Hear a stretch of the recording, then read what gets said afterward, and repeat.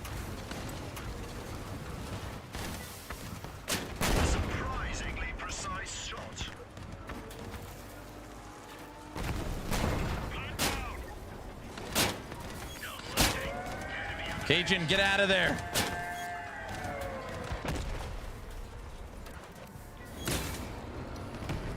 Another one's holed up in here somewhere. Farva, spin around, see if you can explode.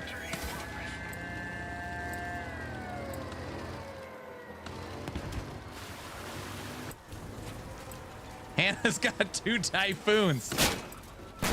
Oh my gosh.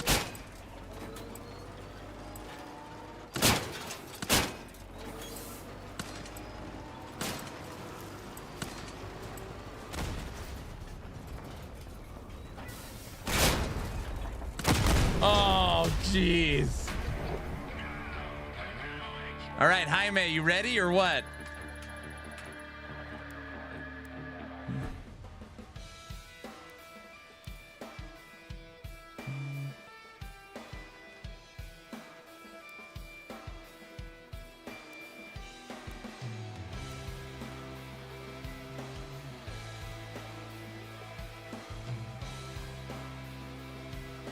Hey, Cajun, Farva, Slider, do you guys have 5,000 cars?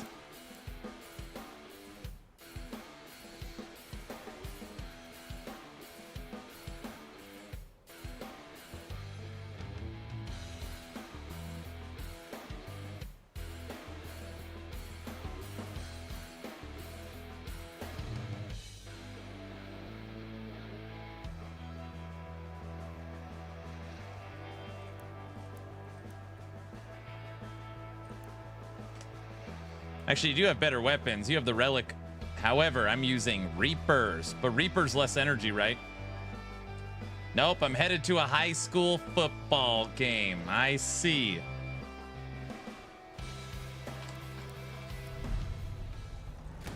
The garage is nice, but outside is even better.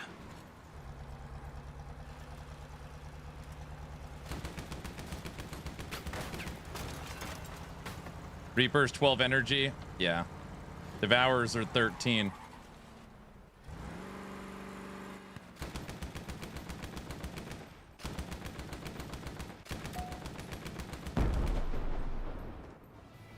Cajun waiting on you.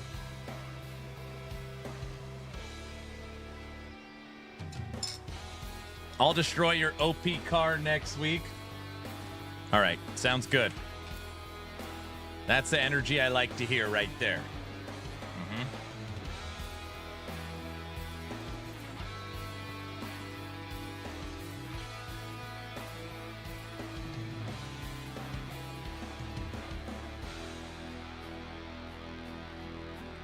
I want to build a second version of my car, but with the fully upgraded cohort.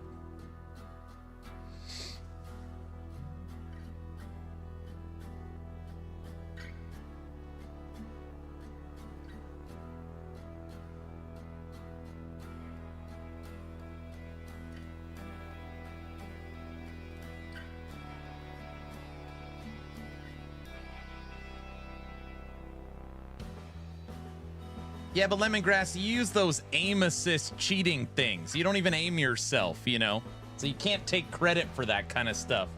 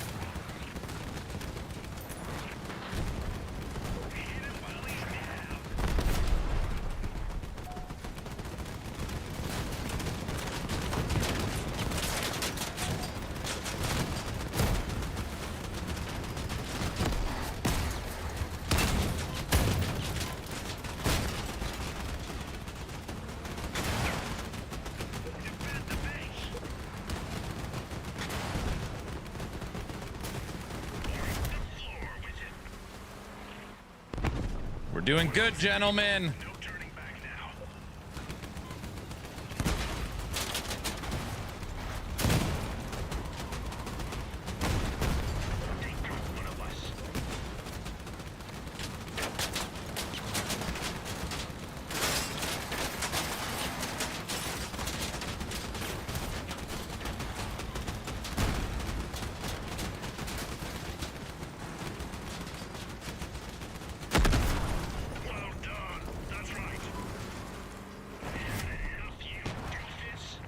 We destroyed that. Wait, what do they have left?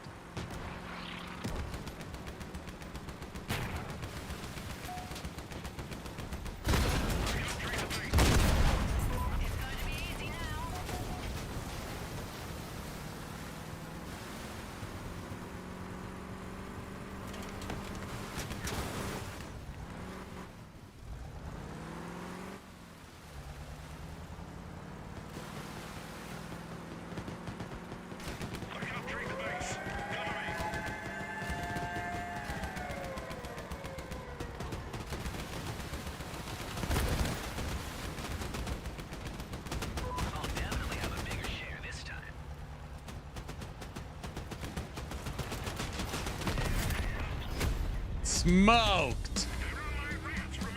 Nice job, gents. We tore them up.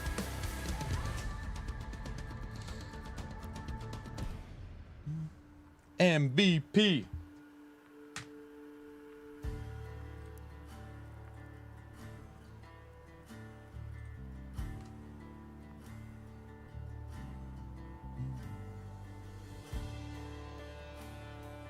Lemongrass, you don't want to sell me death sticks.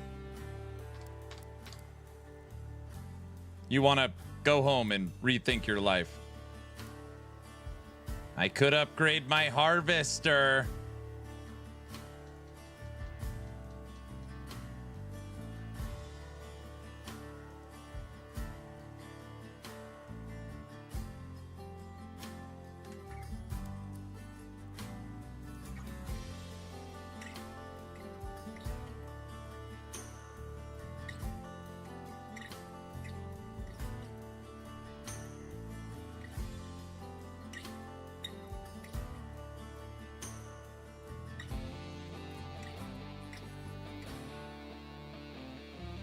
Lemongrass, you got 75,000 gold I could borrow? I need 2 more Devourers and an Odin generator.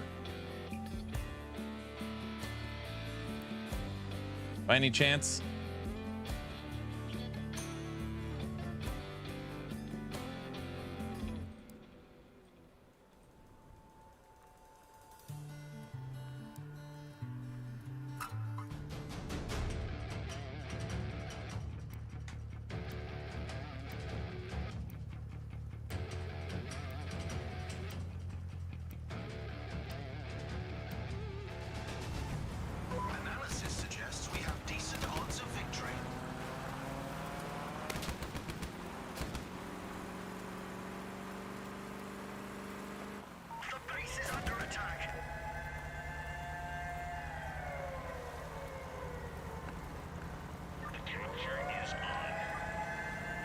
Coming down the hill, Farva.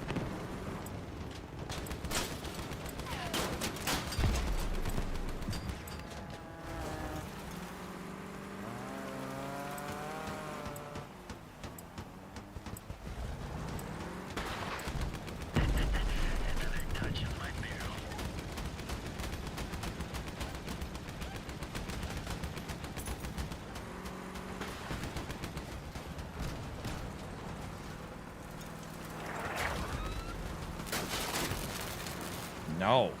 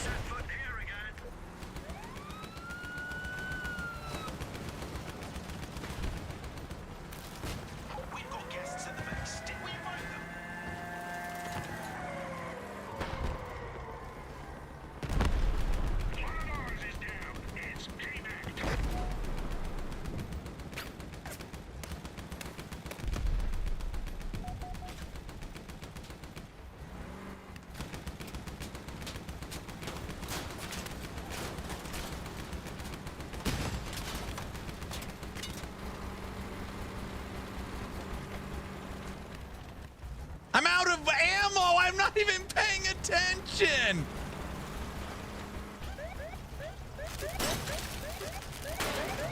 I've never run out of ammo before. I was like, why am I not shooting?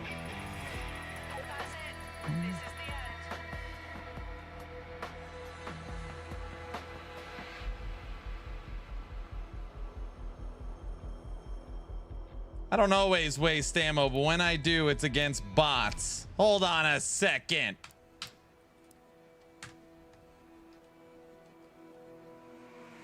Oh, it's gonna be two. Damn it. I only got one little case.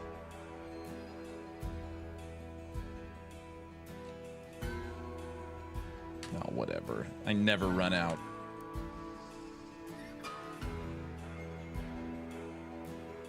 French fry, what's up?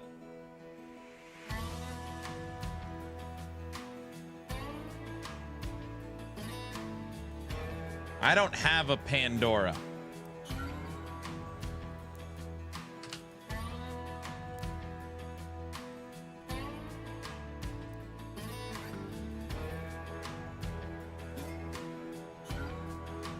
Oh, brother.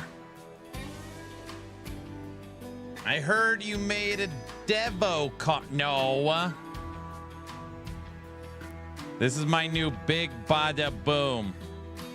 18.3, 4,300 durability. I got all 14 tires upgraded, cabin upgraded, Cyclops updated. I need an Odin. This generator kills me. It's so heavy. I need the Odin and the Pandora. But yeah.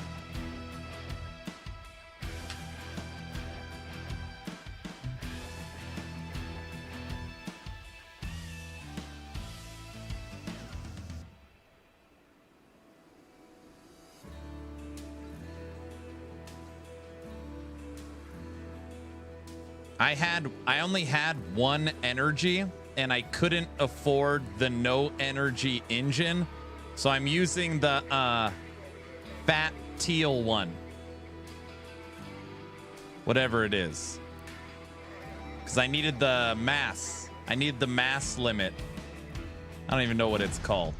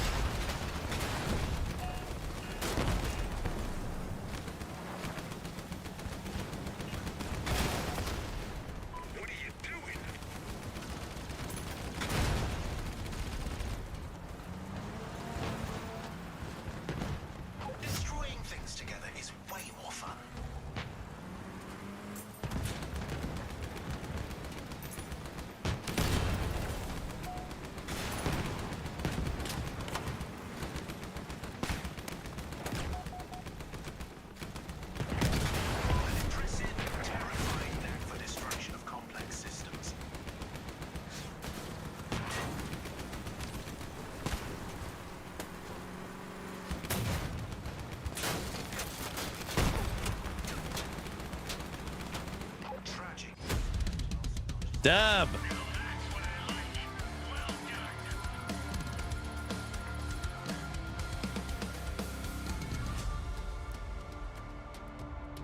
Nice job, Ashley. Top dog.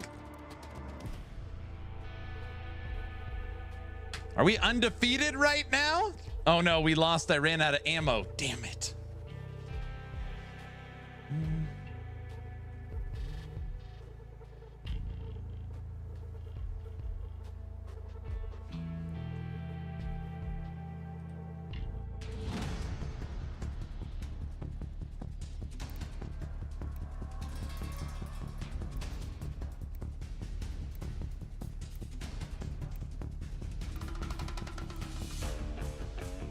Task is to capture the enemy base and not die.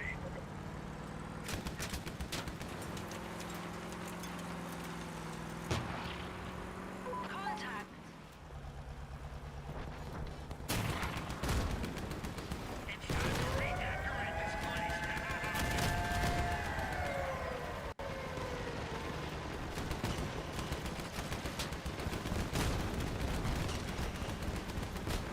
There are early burning wreckages behind me.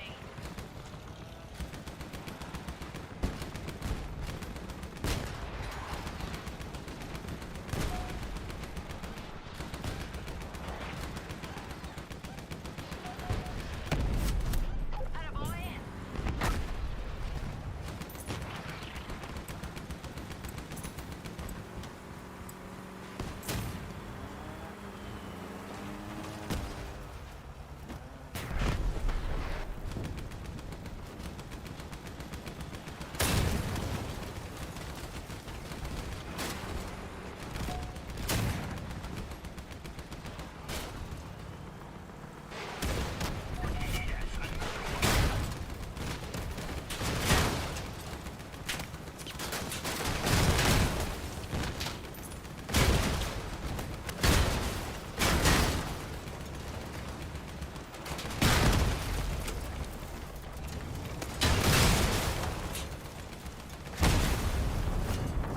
All right, I heard a few of them.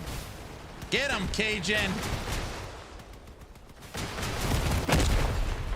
Get him, Slider. Slider's on fire. Lemon's destroyed.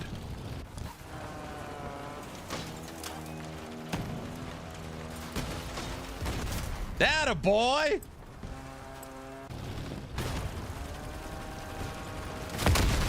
Ugh. Enemy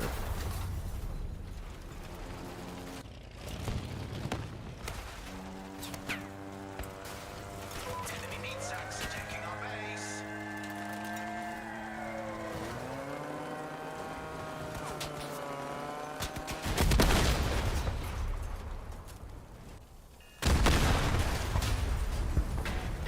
Drive lost. We're leaving. Damn.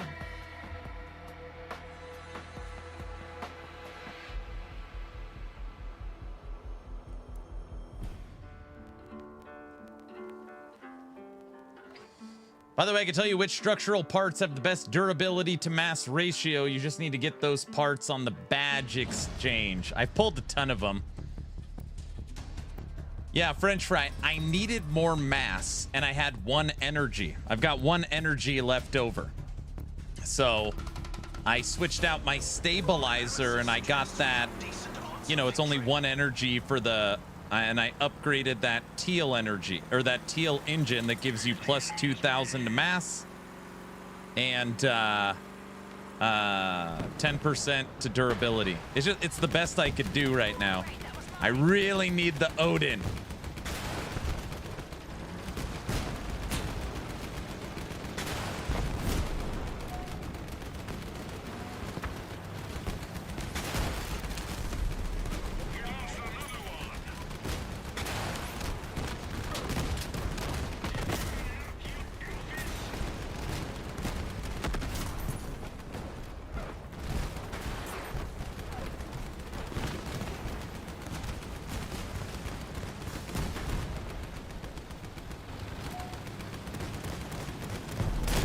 Lemon, you leave my bots alone. Get out of here. Great, that was mine.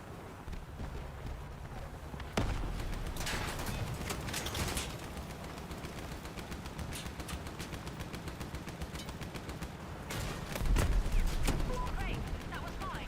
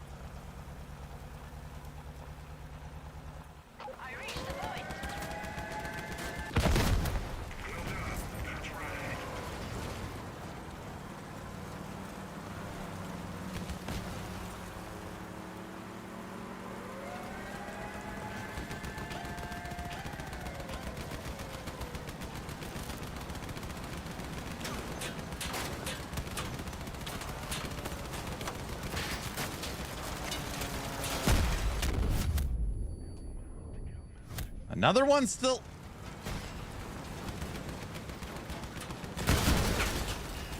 That wasn't very nice. He Frieza-fied me.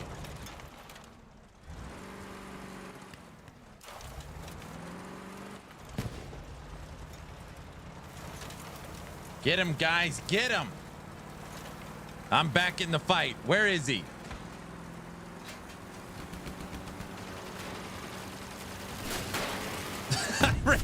Woohoo! I got an assist. I ran into him. Take that. MVP.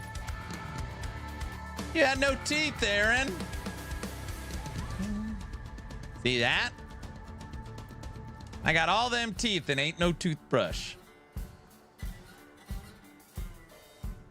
You're literally gumming him to death. We got to do something.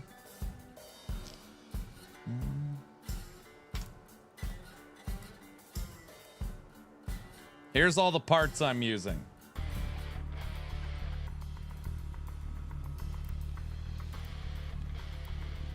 Uh-oh, they pushed us up into the 8,000s.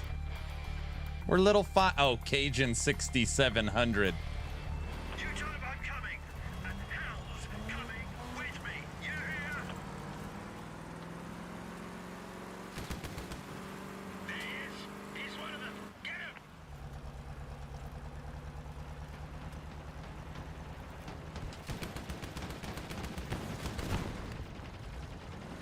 Where the hell did Farva come from?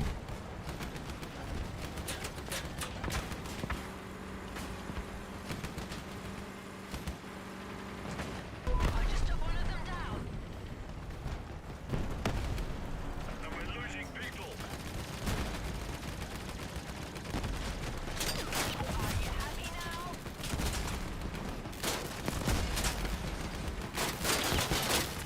now? Oh, jeez.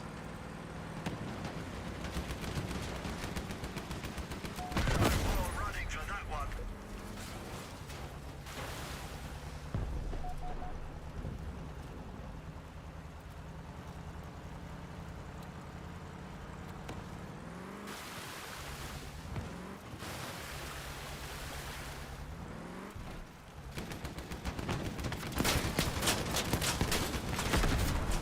Wow, get at him.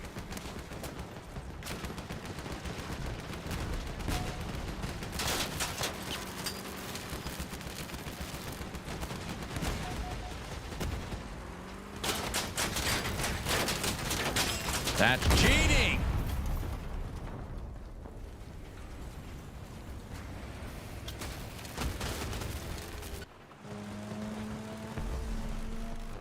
Cajun's riding around on a motorcycle.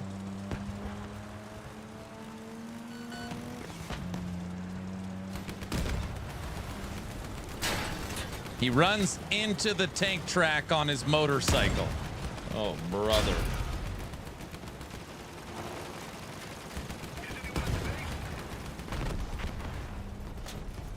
That's the spider that got me. He ran into him again.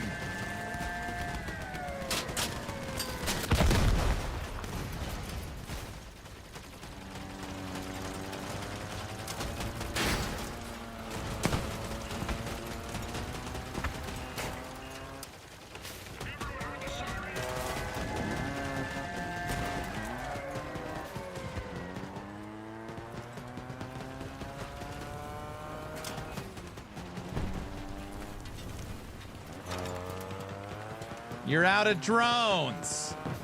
I stopped building small cars. Look, it's got... Oh, brother.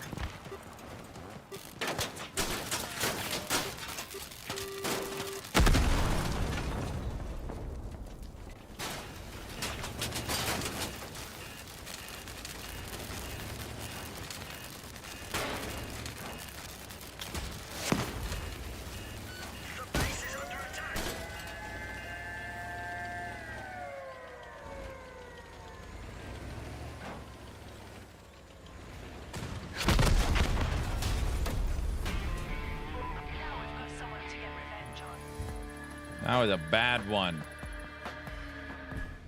What do you mean you got a million critiques?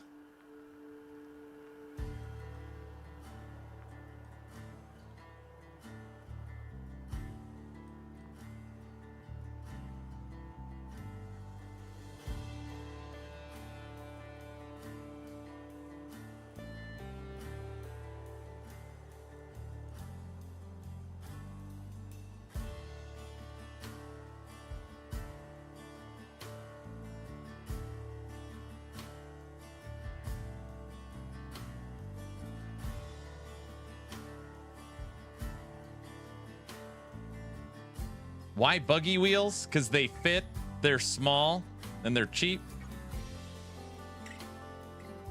The idea would be to put in the no energy upgraded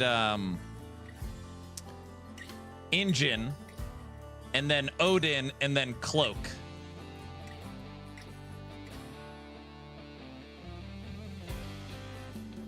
And then it would help reset the Cloak.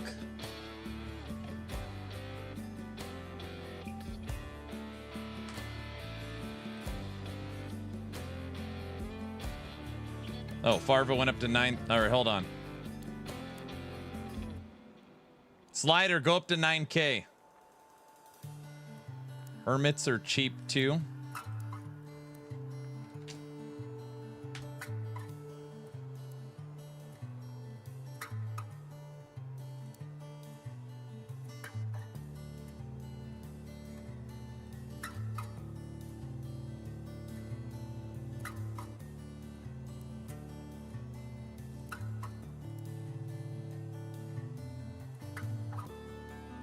No, they're more expensive for sure.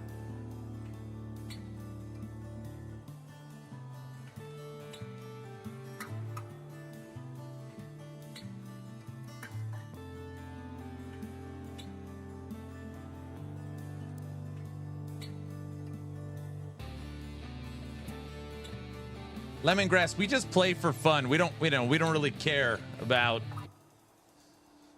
that.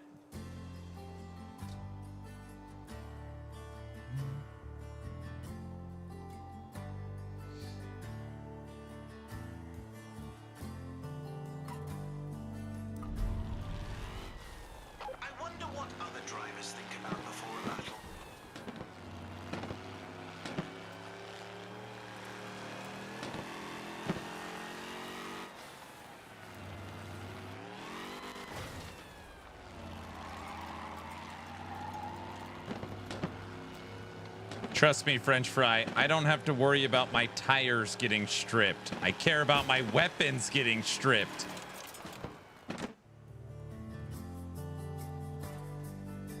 I guess what I could do, it's kind of interesting, is I could dump the Jackie, and then I could do that 2 energy. What is it? 2 energy, 30% less damage taken. And set up the Devourers on that. Then I'd have 2 energy so I could get the Fin Whale. Or a Cloak. Can I separate 2 Devourers on that, though? They'd have to be pretty damn close together.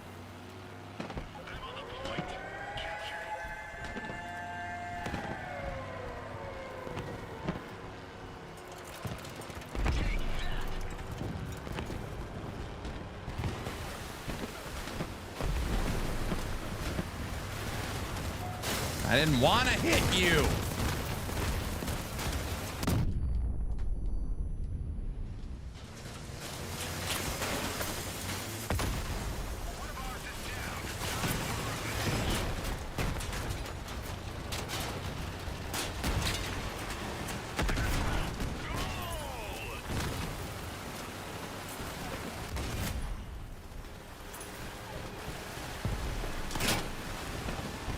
Oh, brother.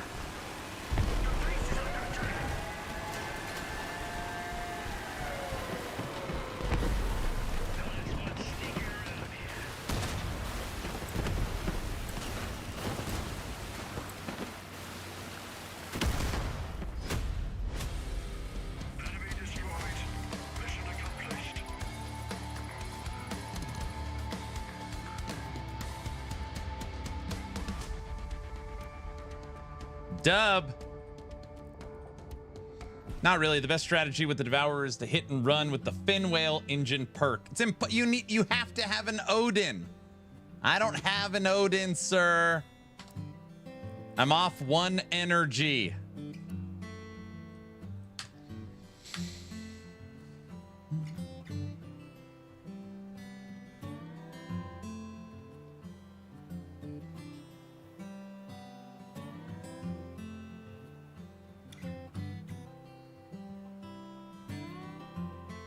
I could go this. I could get this cabin or this engine.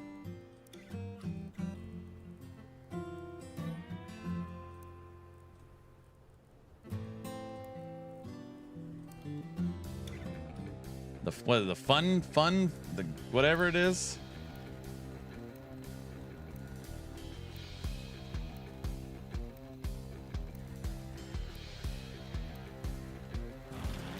Let's go.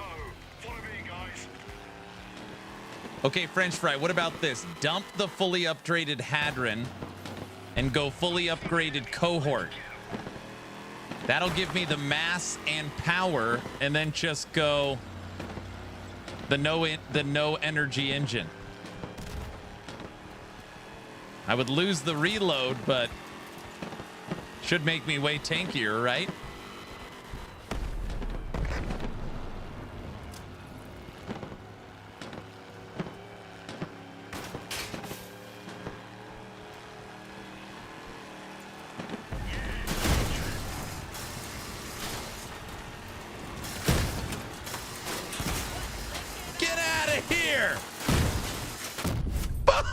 Boom! I got him somehow. You know how I feel about flying cars. Hey! Uh-oh.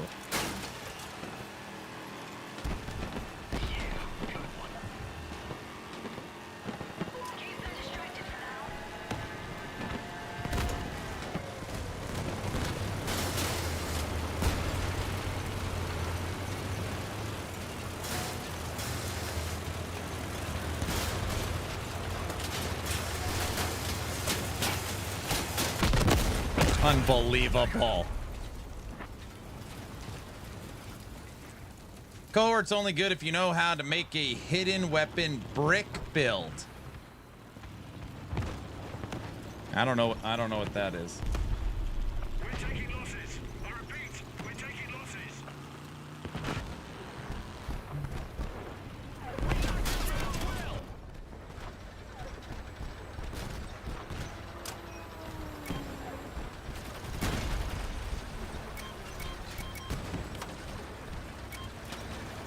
Get him, Farva. Get him.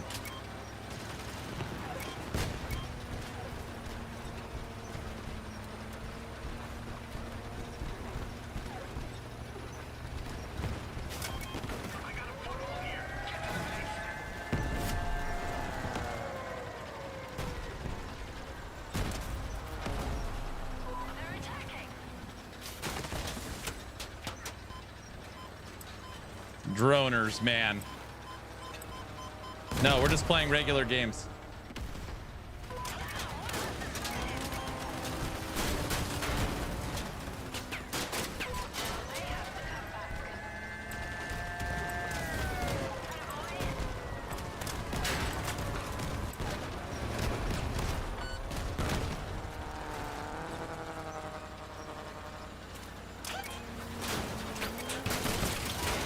Bro, you killed his drones with your tracks. Uh-oh.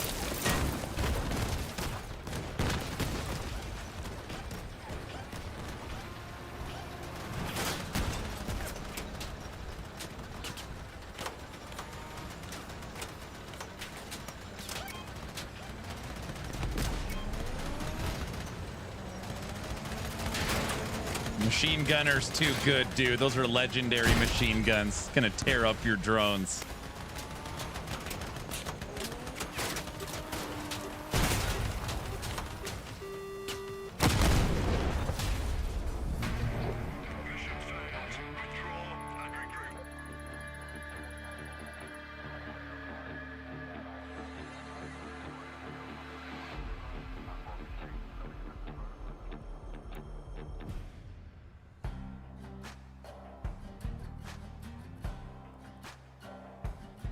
I want a relic melee.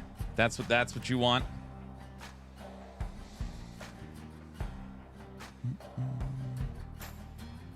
I want an Odin. That's called a firebug. Yeah, you already got that. The firebug, sir. Everybody knows that. All right, Farva, you're top dog, sir. Nonsense. Firebugs are terrible. Ooh, let the OGs fight. Lemongrass and French fry. What do you guys think of firebugs?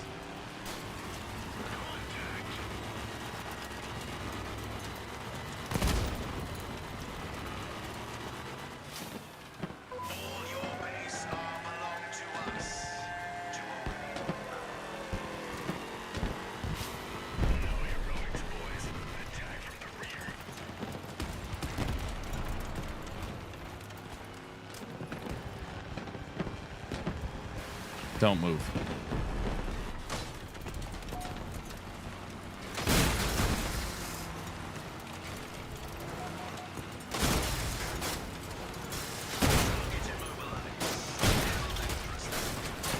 Stop trying to save him. Hey, I was killing that guy.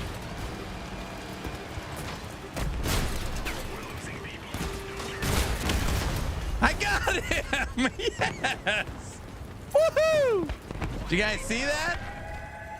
Wait, guys, did you see that? Guys, I absolutely hate firebugs. I hate them with a burning passion. I've never heard that statement before. Firebugs suck.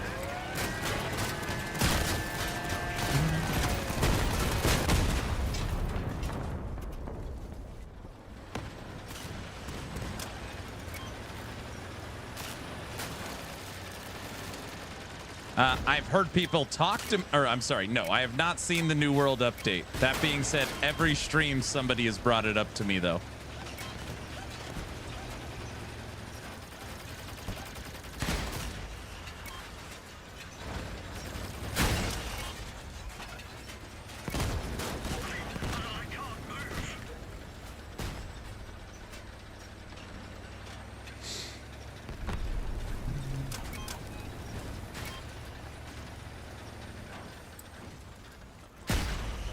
Oh, Farva, you're in so much trouble, dude. You could take him. Get the one guy on fire.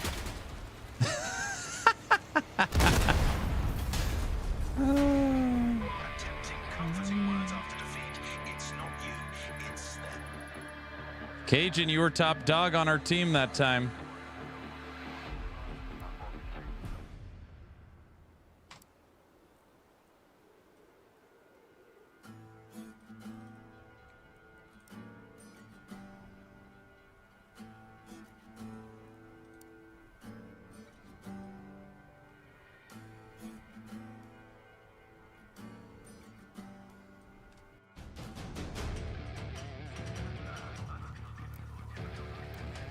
No, market orders don't expire. They do? Task is to capture the enemy base and not die.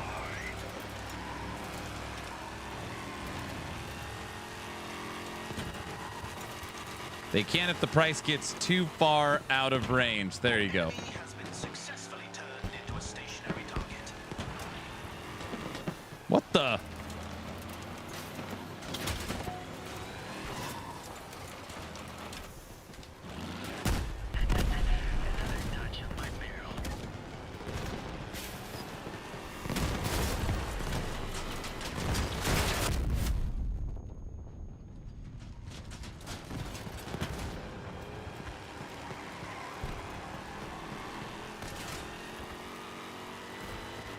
Oh.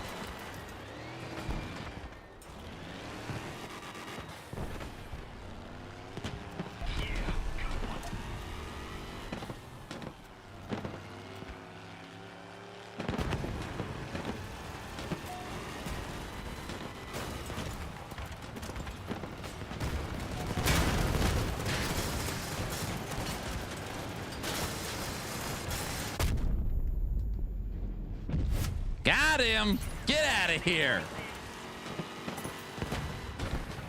How we brought him to his knees, huh?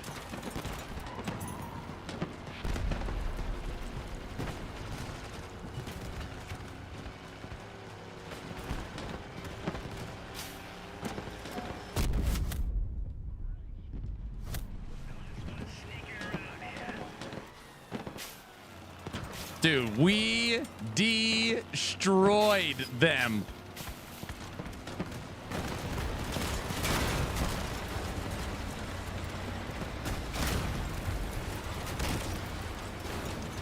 You know how I feel about flying cars. Hey, come here.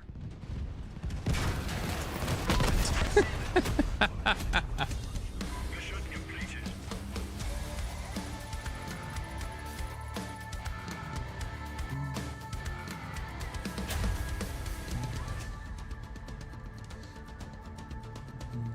Nom, nom, nom, nom. Take that, lemongrass. See, I talk crap when we win, you know.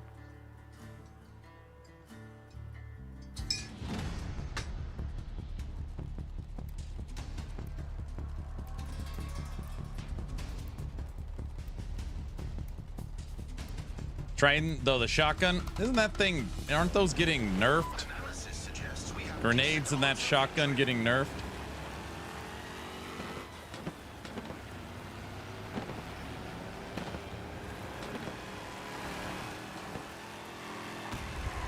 Not yet.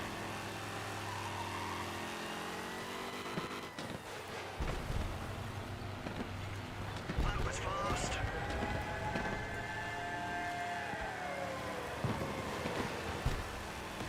I'll go try and kill the bots at A.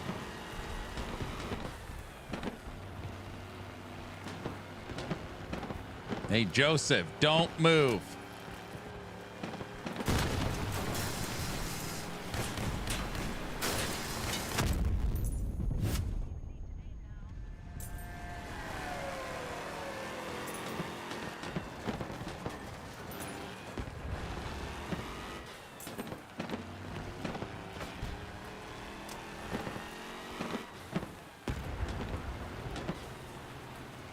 You don't move either.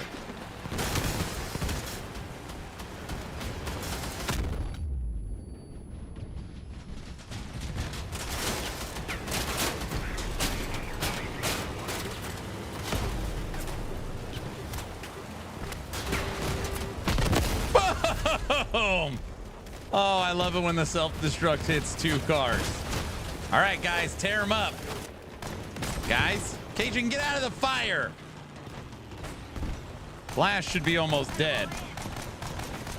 Half my team isn't doing anything. Yeah, you guys are getting murdered again. Turn right.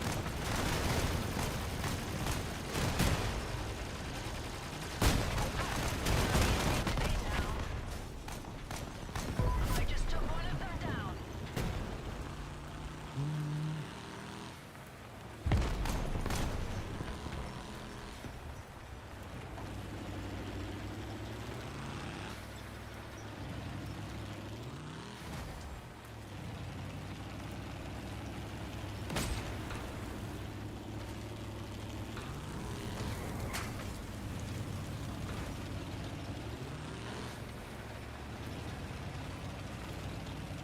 There's a guy stuck at the spawn not doing anything. Well, you know.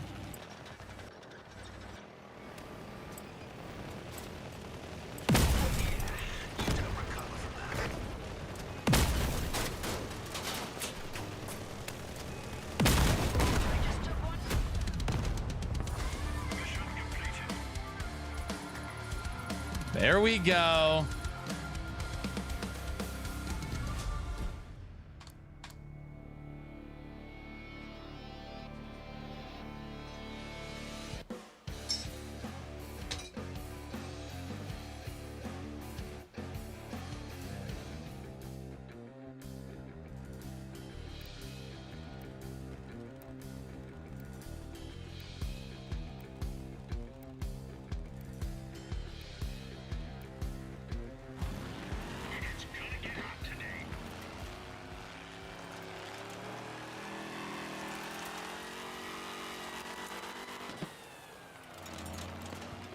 They threw us in a 16K match. It's fine, Farva. It's fine. You just gotta punch up a little bit. I'll go kill a few of them, okay, when they're not looking. Oh, never mind. They were looking.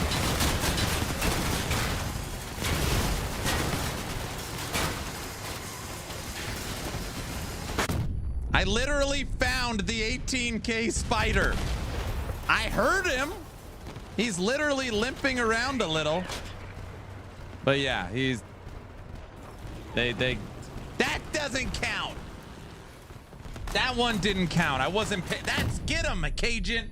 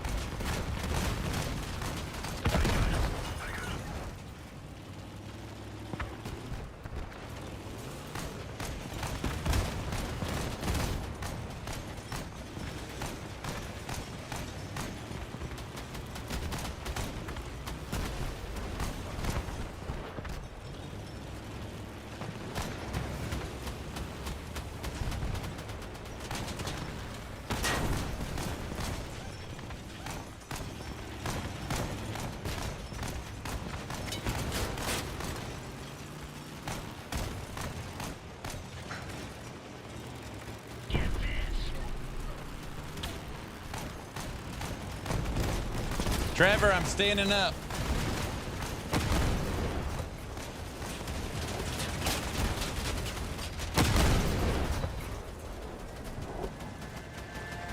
See that? We won anyways. Wait, are we gonna win? Yeah, there's no way Echo survives that. See, Farva?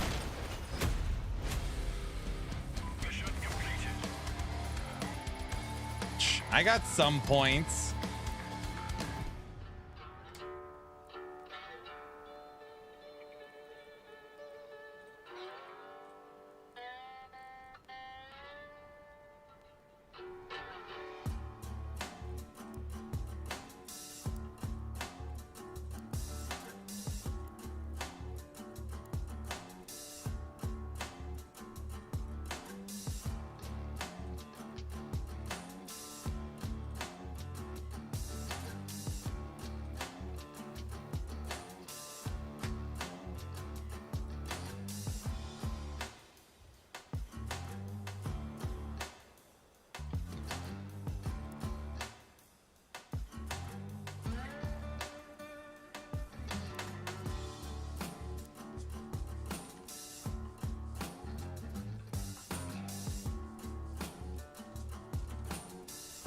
What are they called? They're in the badge exchange?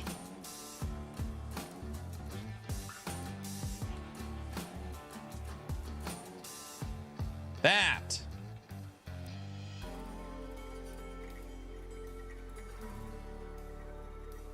Aaron, how are you liking the darlings? That's gonna be my build. I haven't built anything yet because I don't have the second one. On the battle pass, I still need 250 bearings. Once I get the 250 bearings, I'm gonna craft my second darling. I'm pretty sure that's what I'm gonna do. It makes sense because I already have the fully upgraded Hadron and I've got the fully upgraded Cyclops. So they'll work perfect for it as far as reloading.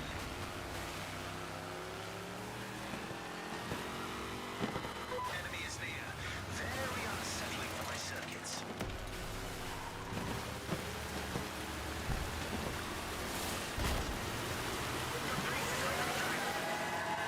I'm not even paying attention. All right.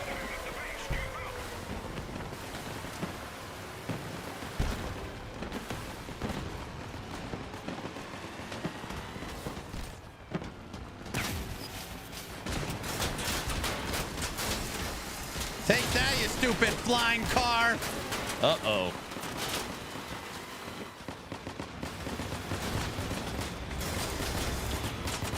Oops.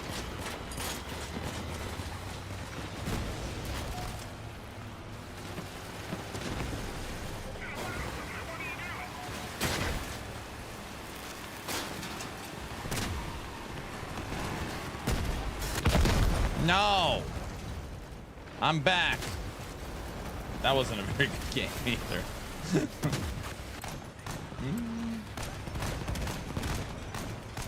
Hey, French fry, I need an Odin. Where can I get one easily? What do you think?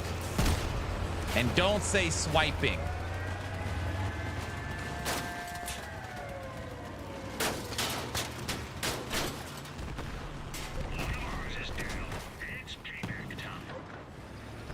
Oh, we got murdered on this match.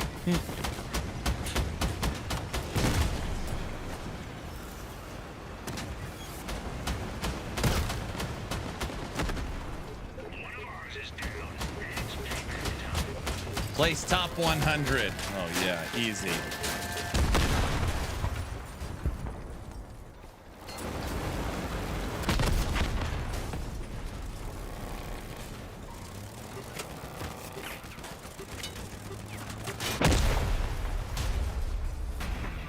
Observation. We got smeared across the metaphorical pavement.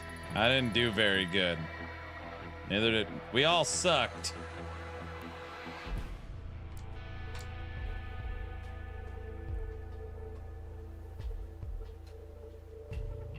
Bonnets.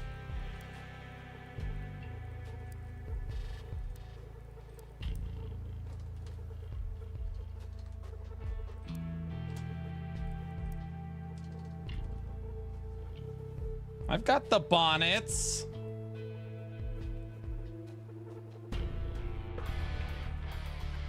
He killed half our team. Wait a second, Farva Slider. Aren't we supposed to be playing Fellowship tonight? Guys?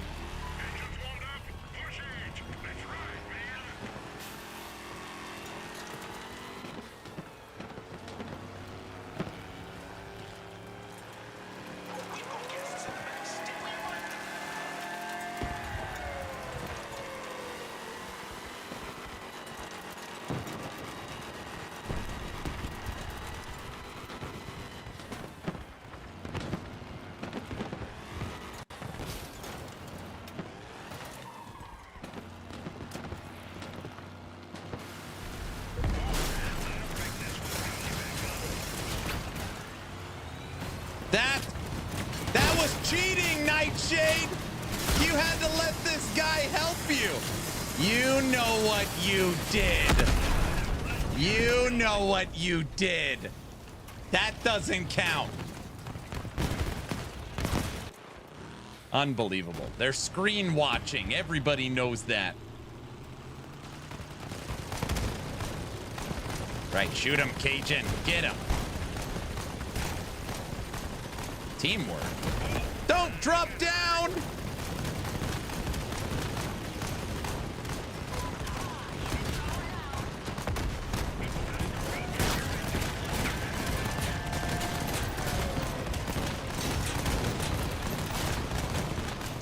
Attaboy. Get out of here, Nightshade.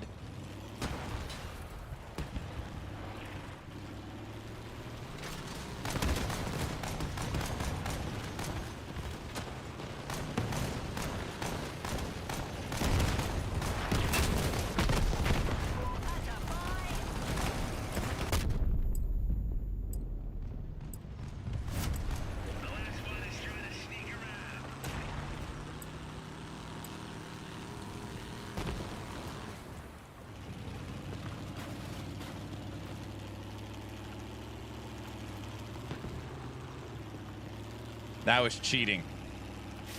Lemongrass, that was cheating.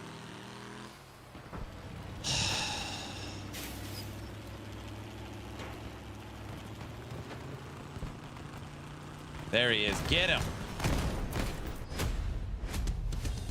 We were great today, guys.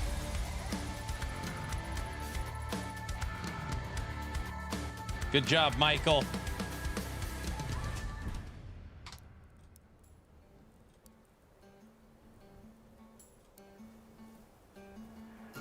I don't want this. I don't think I want the Morgan. Oh yeah, the Lucifer. This is West's weapon. This one's kind of fun. I do like this one. My team sucked. French fry, what do you think of the Lucifer? If you had to pick 2 Lucifers or 2 Darlings.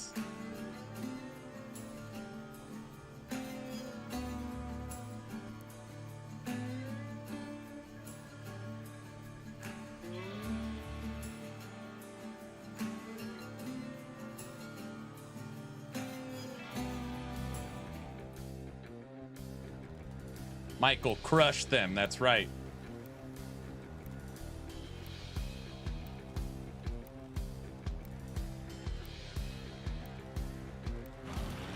Focus. Guns out. That's right.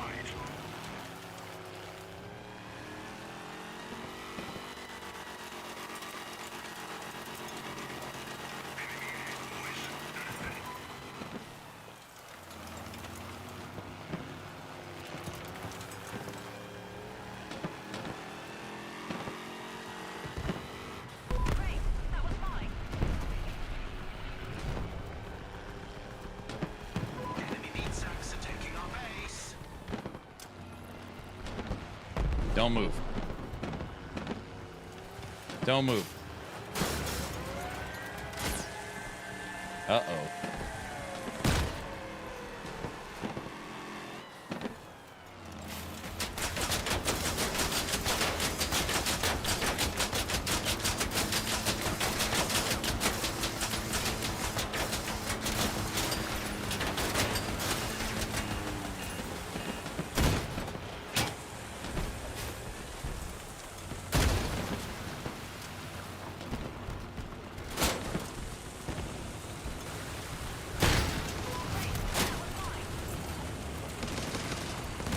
Where the hell did all these guys come from?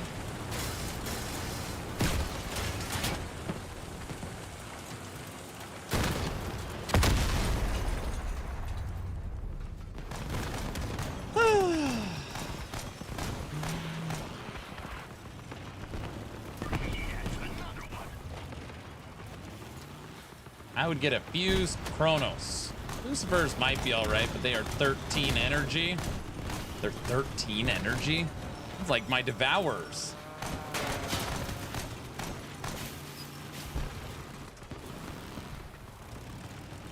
Great, that was mine.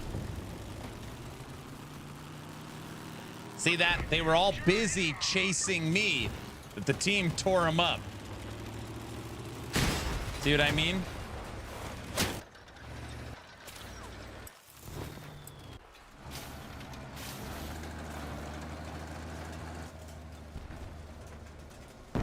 Gremlin. I got you exploded in such a nice ride. Oh, real shame.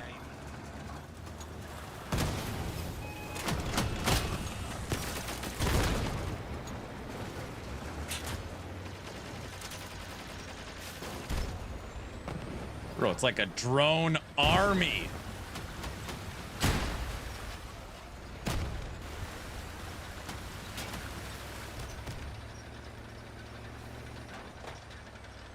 He just keeps cloaking. Stick and move. Man, they got one of ours.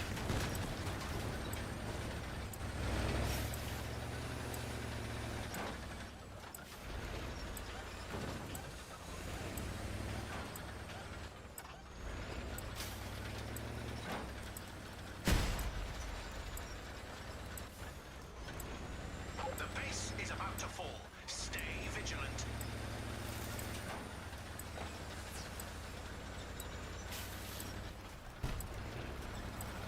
Or Slider. Slider, you should just put your drones together with Farva.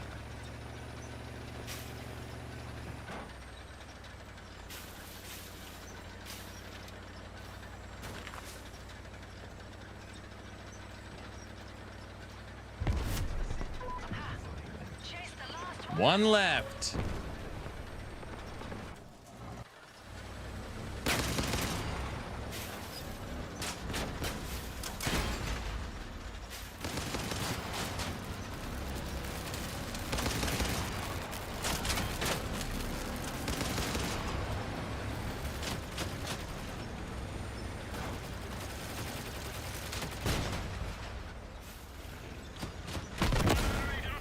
Dub.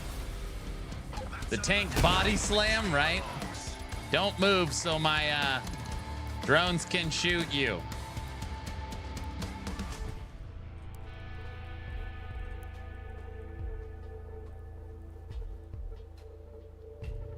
He's saying I should use my bearings to get this. 25 energy. When activated, restores durability to parts attached to the power nodes. They don't have maximum durability, 2% durability. You think I could throw 2 devourers on this? That's pretty interesting.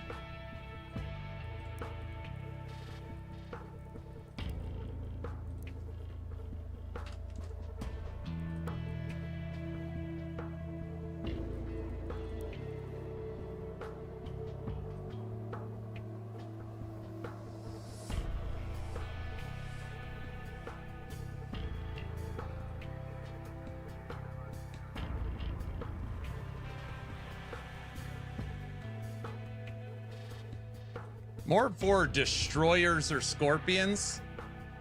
Devourers work best with a master. I know.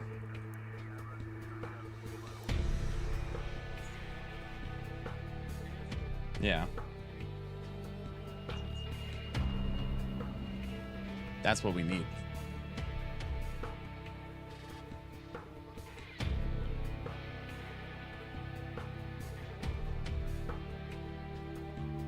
I need this master cabin. You know? Not super late. How are all the kids? Wife's right here. Sorry, everyone. One sec.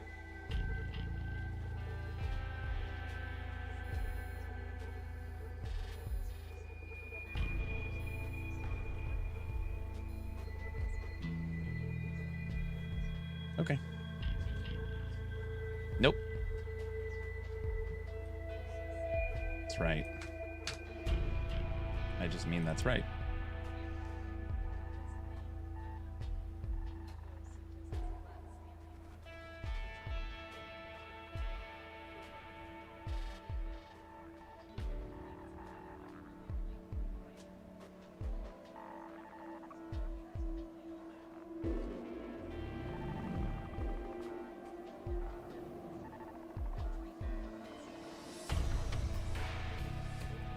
Okay. Sure. Make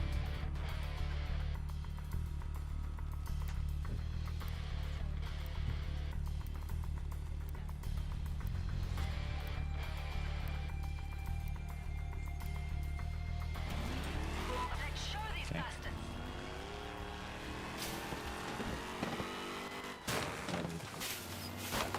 Honey, I'm just streaming.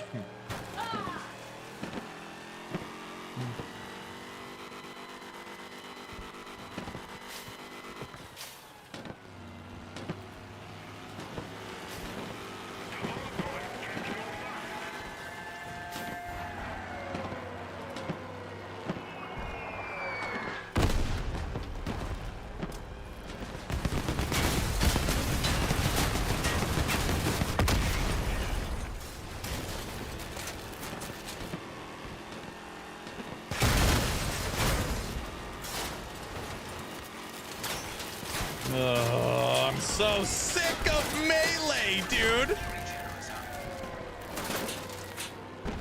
Gosh.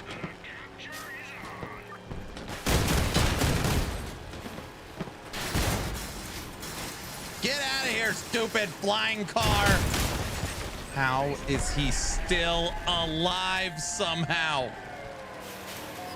And he can rotate faster than me.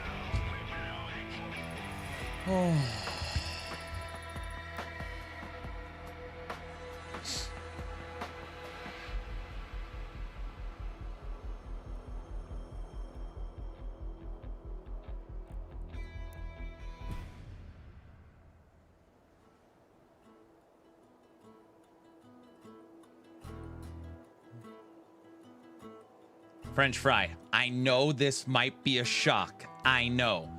But not everybody has unlimited funds in the game, especially to just spend it on the weapon that you know is getting nerfed.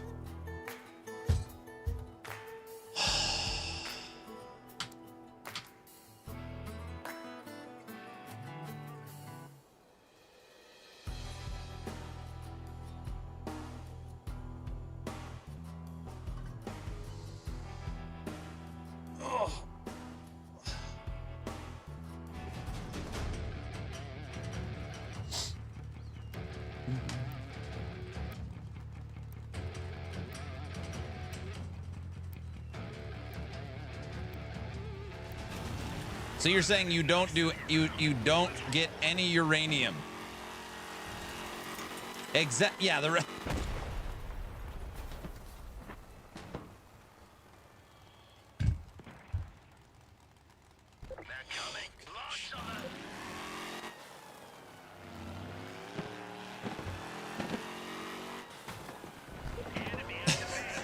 he only spends $15 on the battle pass and then gets unlimited uranium that he sells. We don't even do clan wars. Oh, okay, that's fine. I'm good, Talk. I'm good.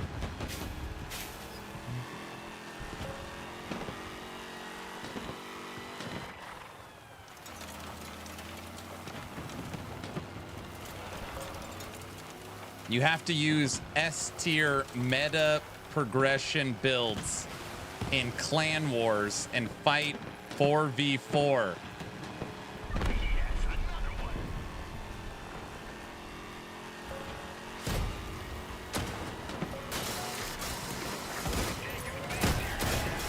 Get out of here, stupid flying car! Die! How is it still alive? Die!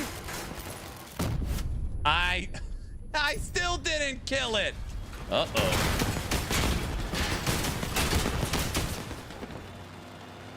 I count that as I killed it for sure.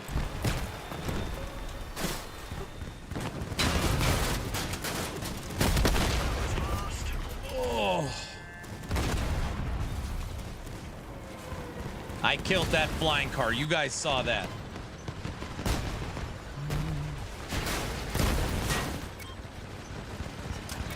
And it was a big, scary flying car, too.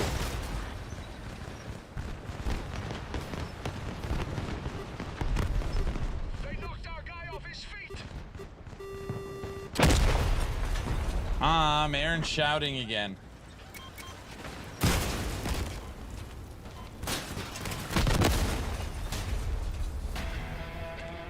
Serious losses. Retreat. See? I was the top.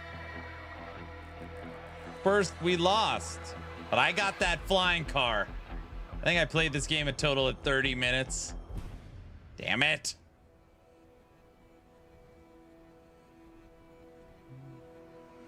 This game has a meta? Yes. You'll know exactly what the meta is when you go into clan wars. Yep. Build guides, just like any other game. Yep. Yep.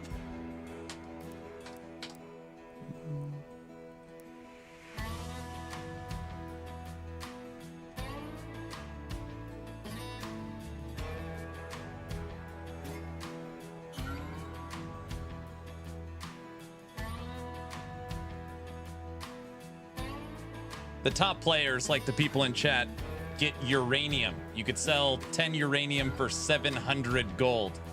So they just make, you know, 10s, 20s, 30, as French Fry said, 50,000 a month. So it's just easy to be like, oh, you're not using the right stuff. We don't do clan wars. Well, Farva does and Slider, but, you know, we just play for fun.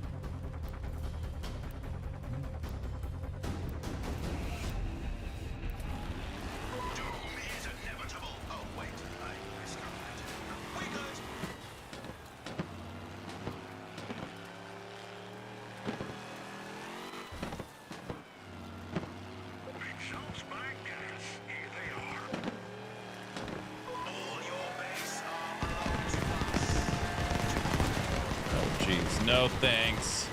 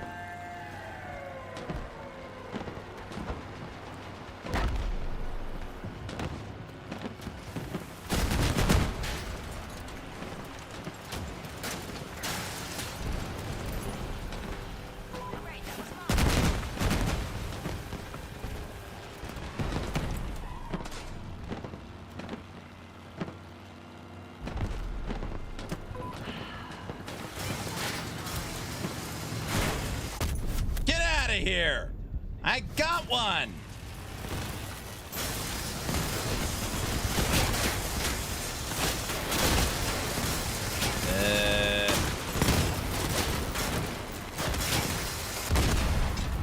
I got one.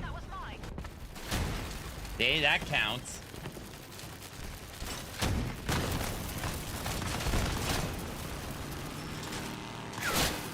That's a good lineup, Orange.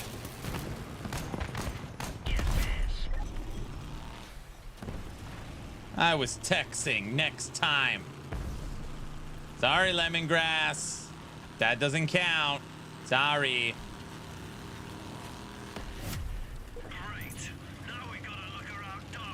All right, we killed him while he was texting, okay? You know, I was gonna not attack him because he wasn't moving, but, you know, we gotta get this dub. Shoot him, Cajun.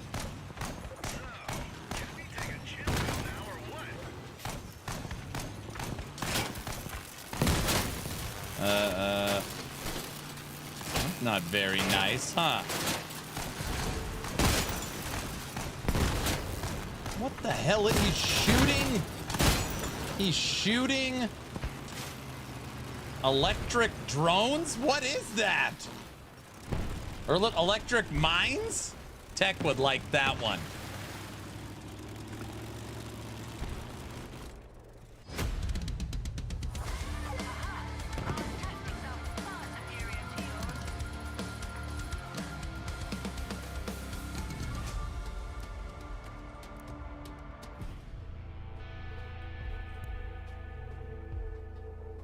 I hate those stupid things.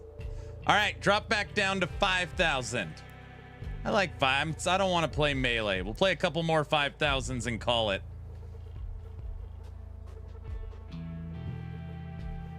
What are those, Cajun? They're mine? You shoot the mines and they... The hell was that?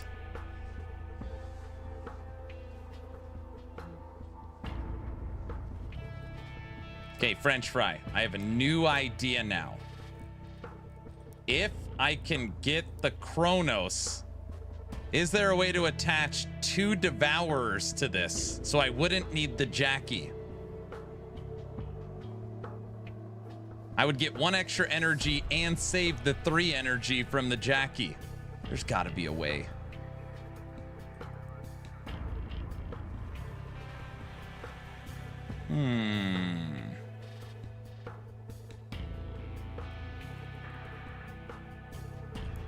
Or get 2 fully upgraded darlings.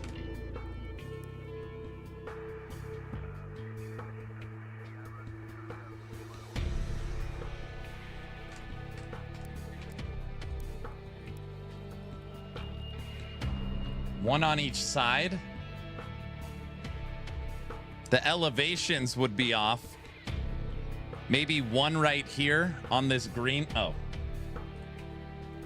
1 right here on this green thing, and then 1 up here?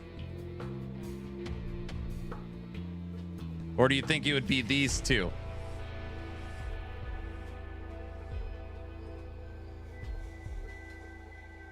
Engine would go in the back.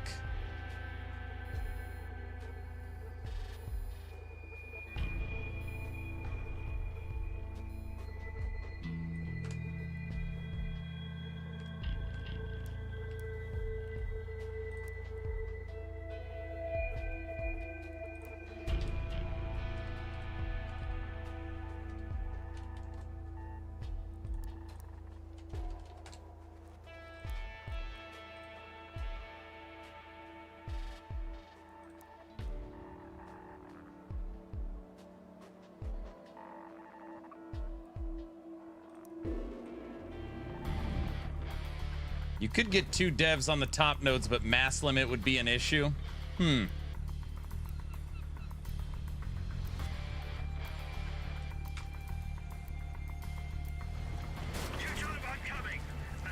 I just always thought that the Hadron was one of the top cabins because of how quickly I could reload them. That's why it was the cabin I wanted. Easy to build around, small, and allows me to reload.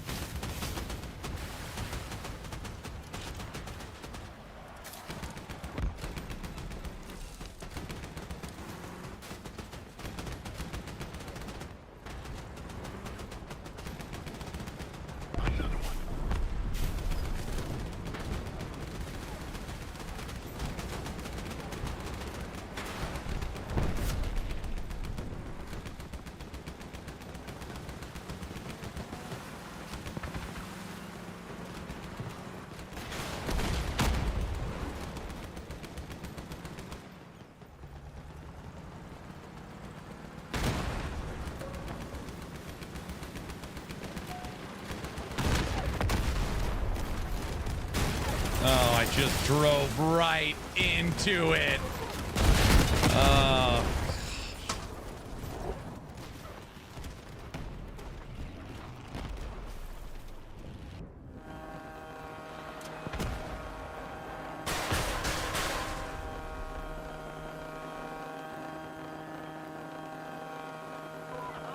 sniper shot.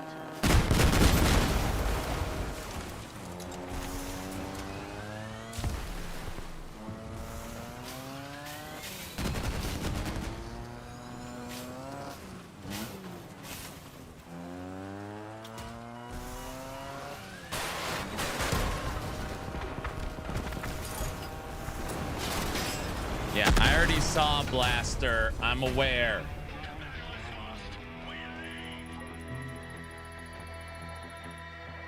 I'm glad I could bring you endless entertainment from Discord to troll to punching bag to being on screen all day. I'm glad all facets of entertainment are here for you.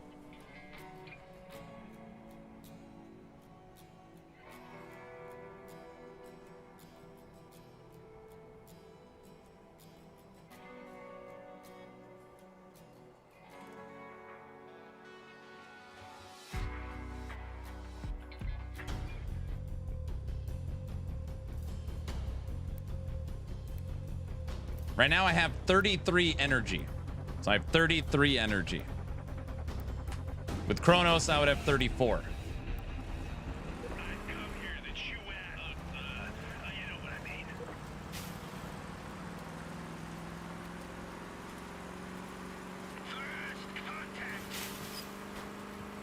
Yeah, I can't get Fin Whale. I'm off by 1 energy without the Odin.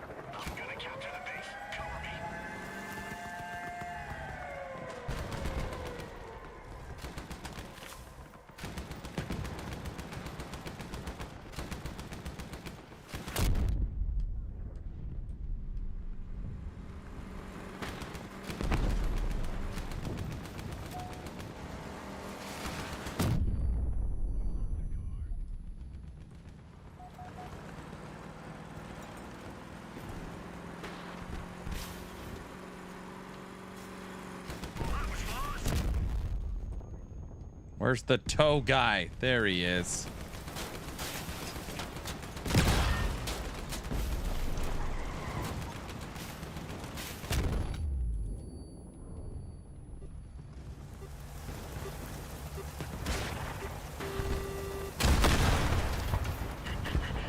I got him. Well, half of him. Yeah, I can't get fin whale.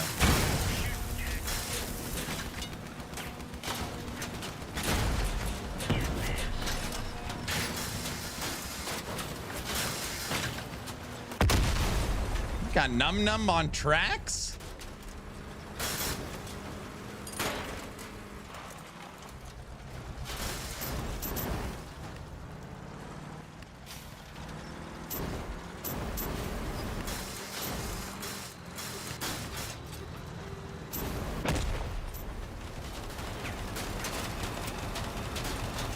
Fin whale's kind of expensive for what it is, in my opinion. Observation. We got smeared across the metaphorical pavement.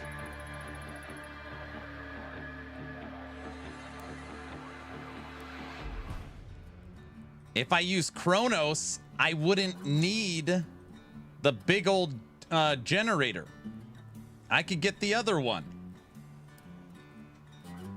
What is it, 8?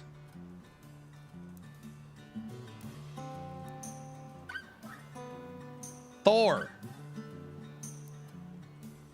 Way smaller, easier to hide, a lot lighter.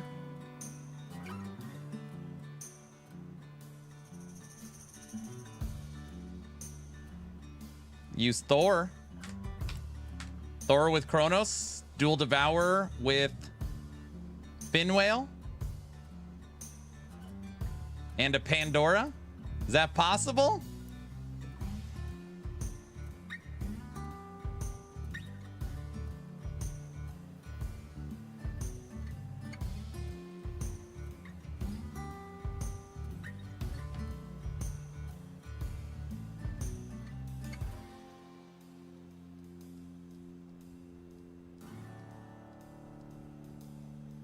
That's unorthodox, but would work. It's only unorthodox because you're thinking in the terms of I would have an Odin. So you got to think of it like, okay, take Odin out. What other options are there? Right?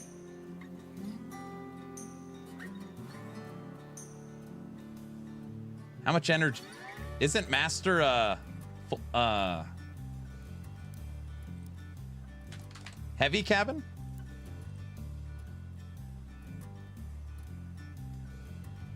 Oh, it's medium.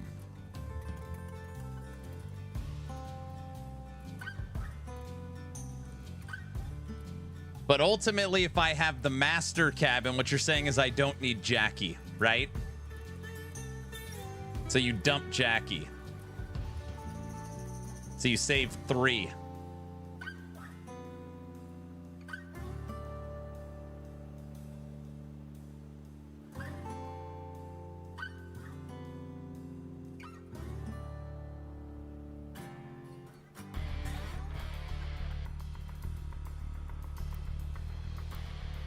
I would dump Jackie on everything.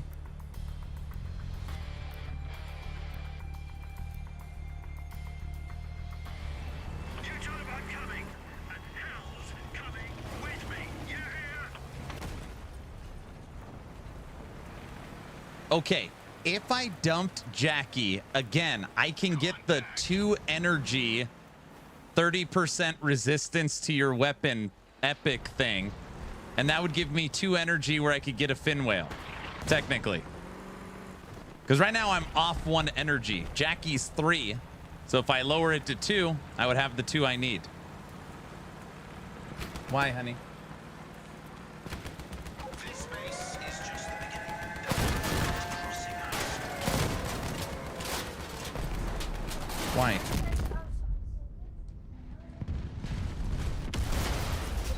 Oh, you'll be okay, honey.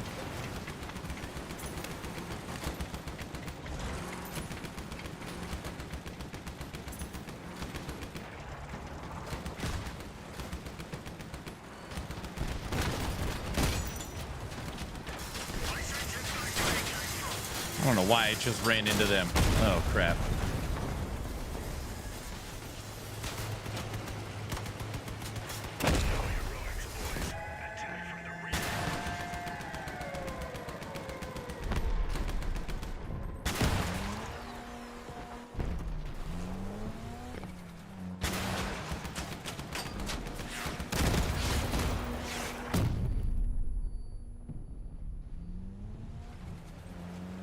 Get him, Cajun, with your little motorcycle.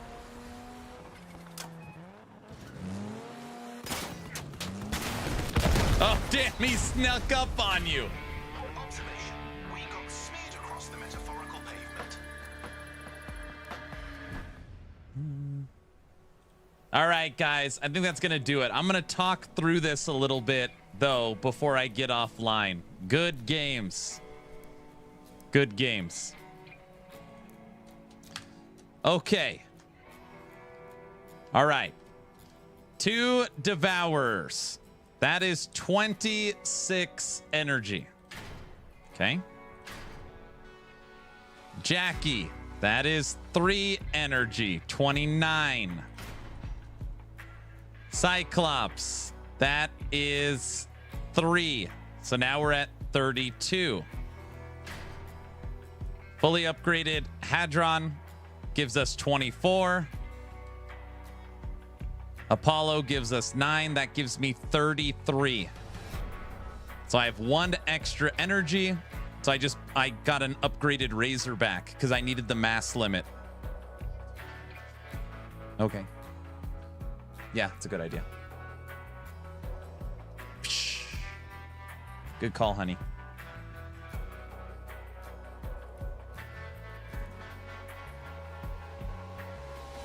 Okay. If I dump the Jackie and get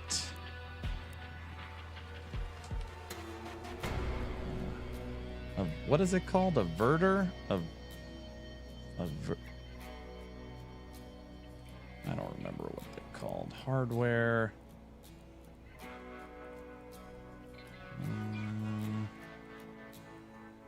Power.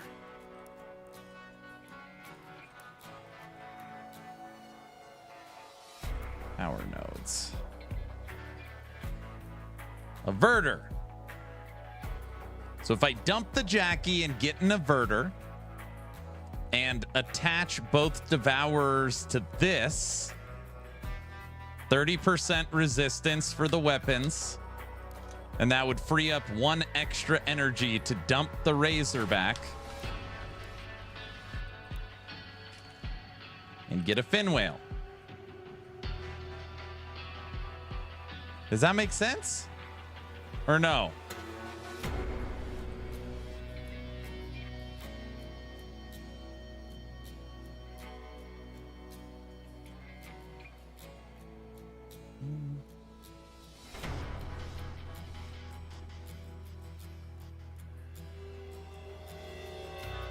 Makes sense? The question is,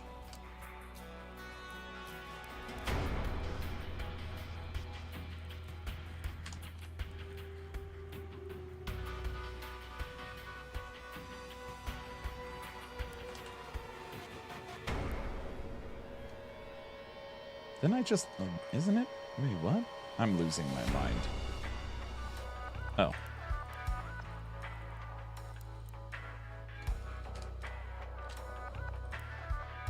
How easy is it to attach 2 Devourers to this little thing? How small is it? It's 4x2? Basically, I can only attach it to 1.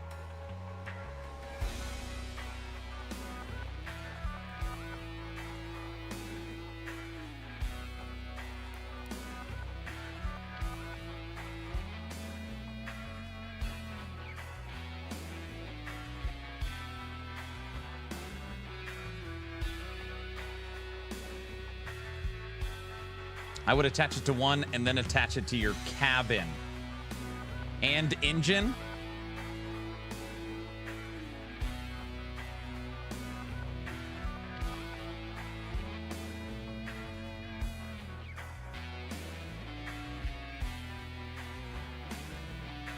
If you mount it vertical, you could put engine on the bottom, cabin here, weapon on the top.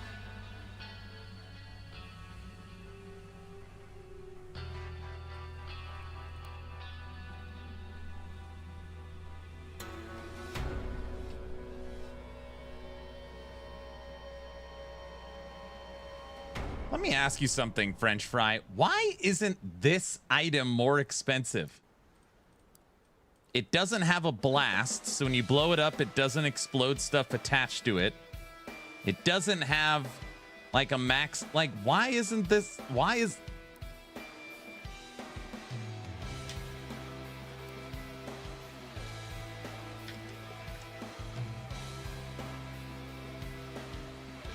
Averter is outclassed by Omni almost most of the time.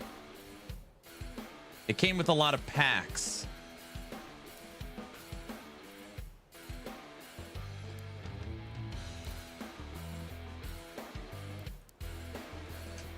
I could get an Amamora.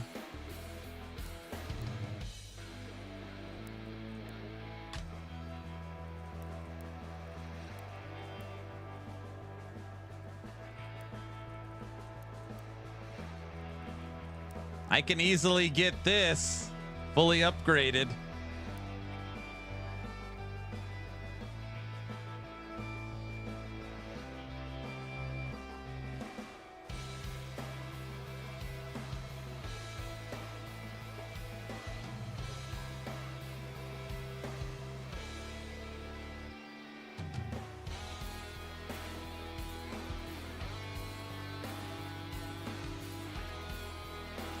My problem with the Amamora, and correct me if I'm wrong, the reason why I've never loved this is because it'll disable my weapons, right?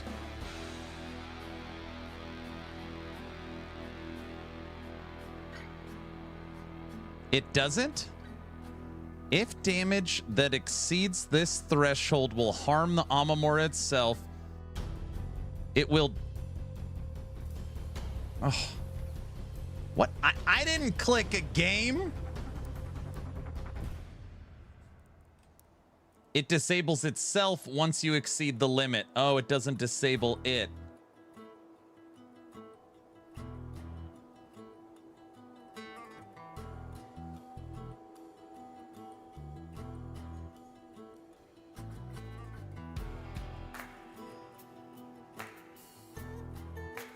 So my guns have about 1100 durability. So the Averter would basically add 30%, which is like 300. That's the same as the Amamora. It'll absorb up to 300 damage. But I guess the Amamora recharges, right? So you could use it over and over again. That's the big difference.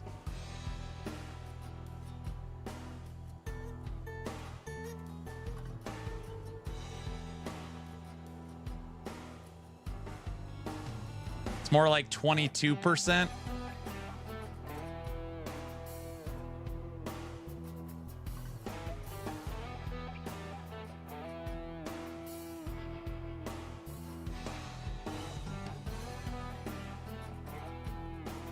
French fry. You know my problem? I hate this generator.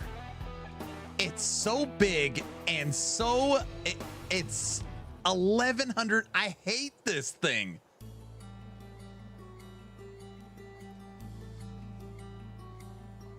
Amamora works by damage reduction. Averter is damage resistance.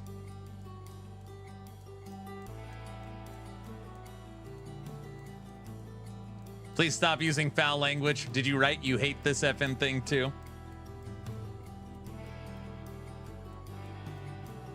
Sorry you've already answered the question. Are you considering the Arc Raiders playtest? Yes, I am considering it. I stream every single day but Saturdays. So tomorrow's my day off, so it would be Sunday.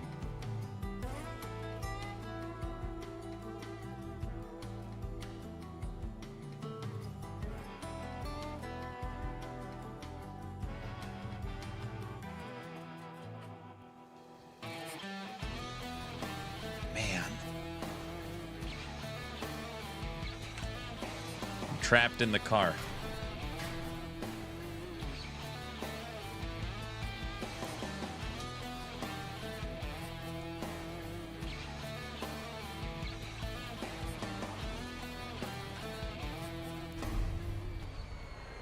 Time of departure logged. Time of death, oh, too soon for that.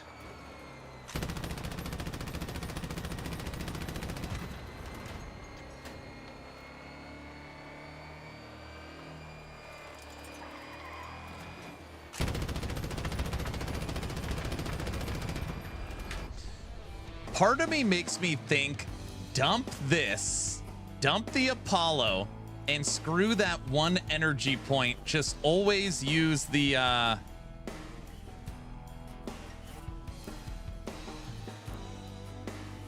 other one, the Thor. Like, you're only losing one energy. It's not going to make or break anything. This thing is so small. And it just seems so much better. That would be a good idea. Thor is much better. It's kind of what I'm thinking. I agree.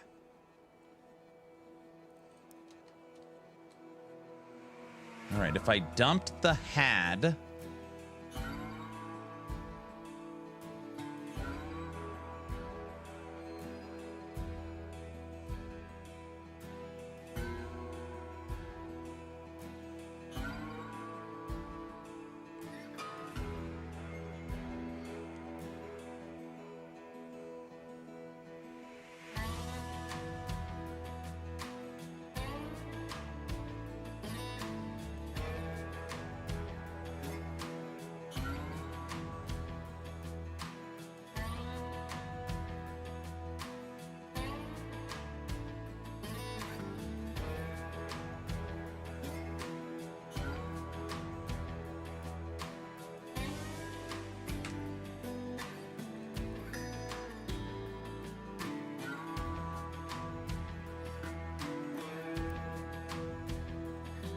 I know, French fry, but now you have me thinking. You've got me thinking. This gives one extra energy, and I wouldn't need an Averter or an Amamora or a Jackie. It's literally a +4 to energy for the build. It's a +4.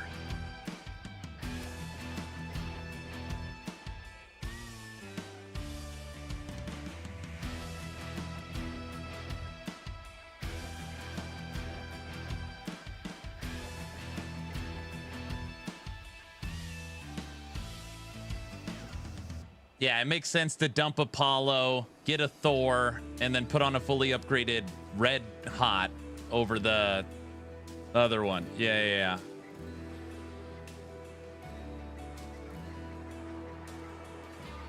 You wouldn't be able to use any of the power node modules anyways because of the Chronos node placement. You're saying I couldn't mount 2 Devourers to this?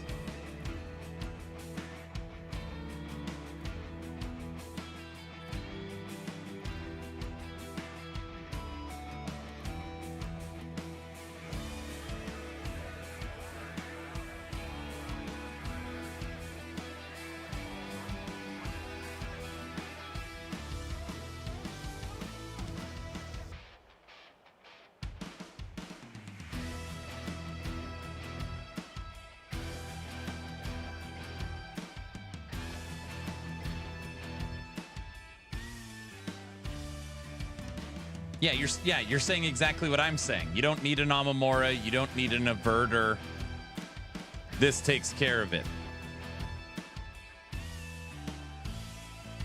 What engine has the highest mass limit? This one's 9,100.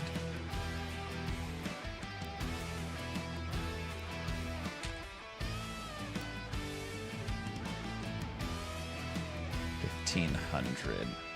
Colossus?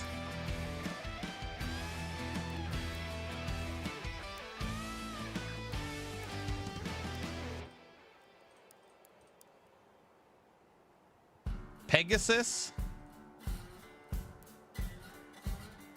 3,700.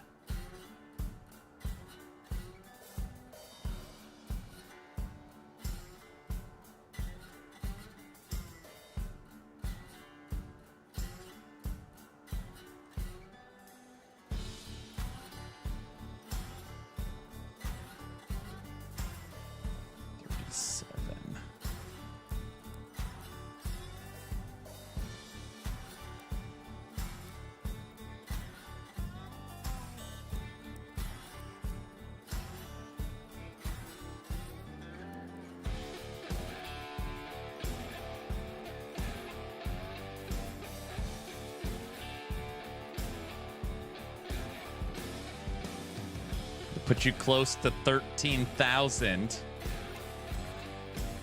This is already 15. Yes, it's 17 right now.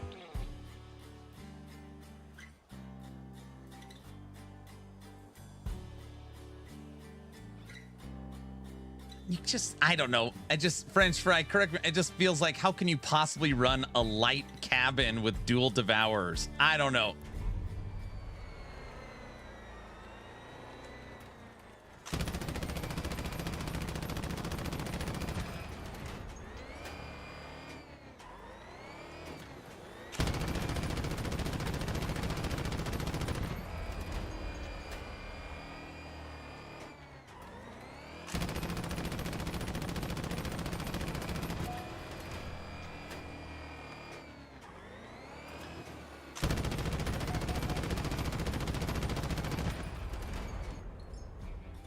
So how does the Pegasus work? What is it saying? You want as little movement parts as possible?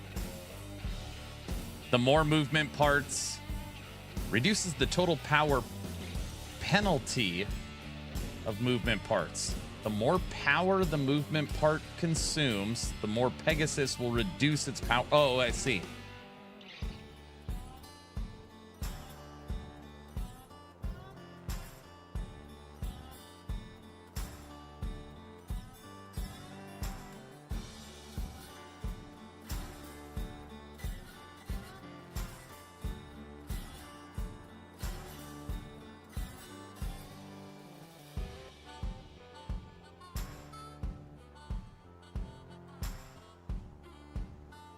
You want as much movement parts as possible, yeah.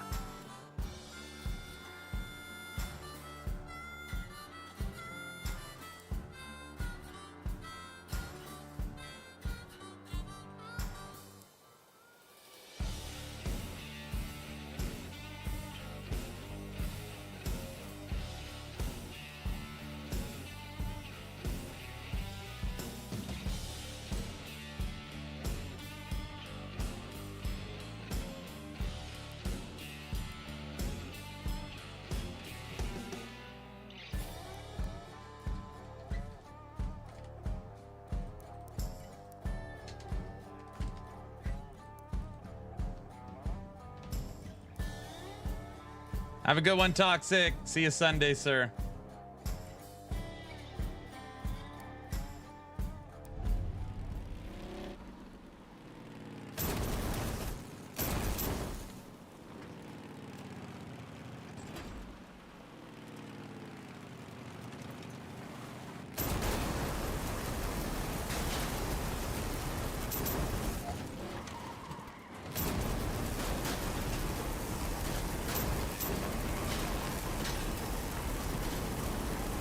All right, Orange, have a good one, brother. Look how tanky my car is. It's still alive. How is it still alive? I would have tore this thing apart. Maybe.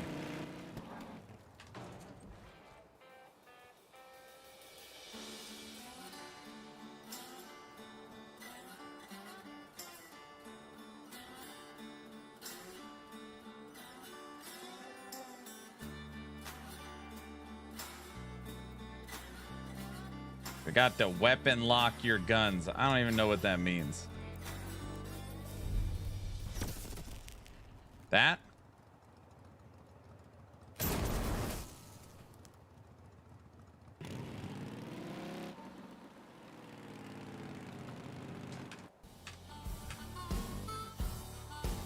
Nah, that thing would tear you to shreds. Dude, how much is he backing up, just pegging it? Oh, it cloaks too. Don't worry about that.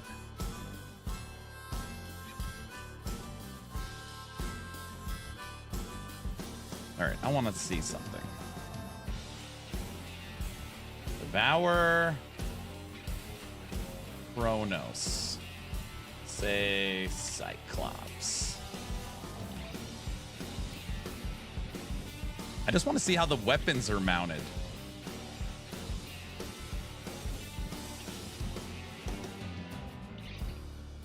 Yeah, one's lower than the other.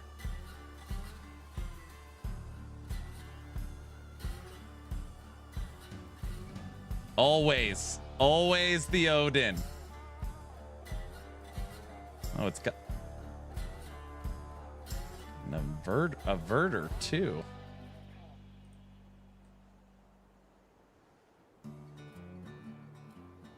Oh, one of the devourers.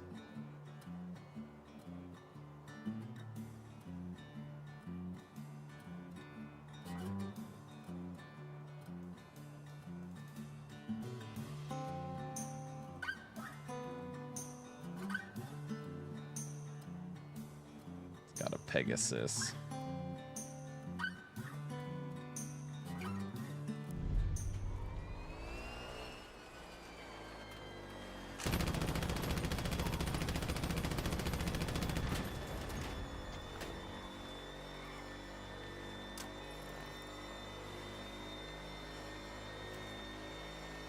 Pretty fast.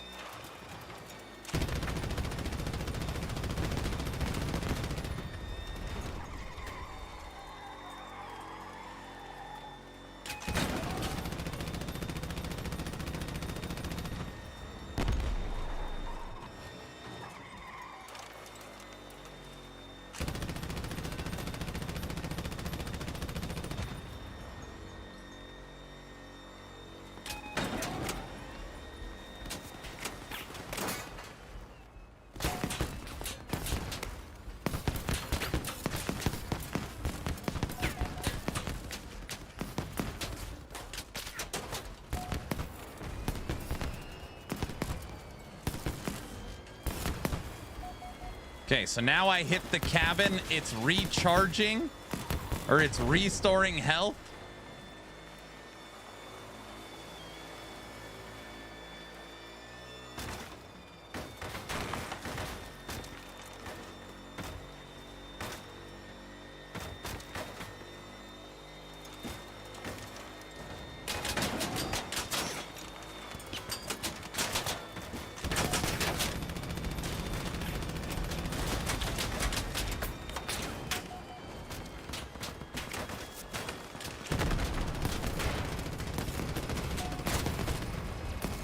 Oh, this build is using claws automatically.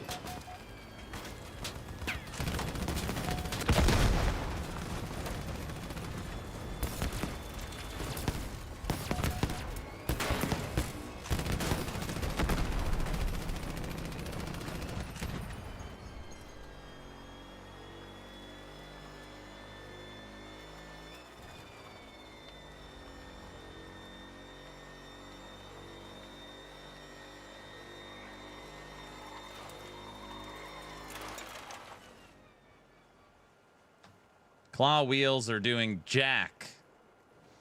You don't know jack. Yeah, but they look cool. Everybody knows that.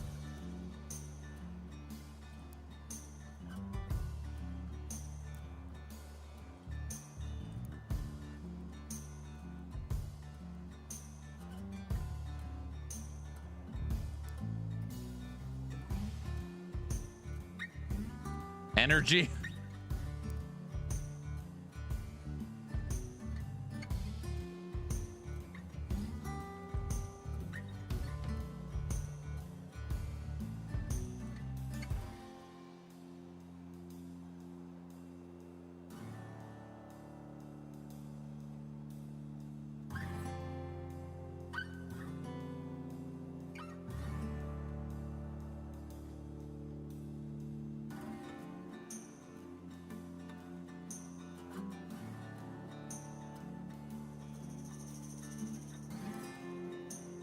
I'm gonna start with trying to get one of these.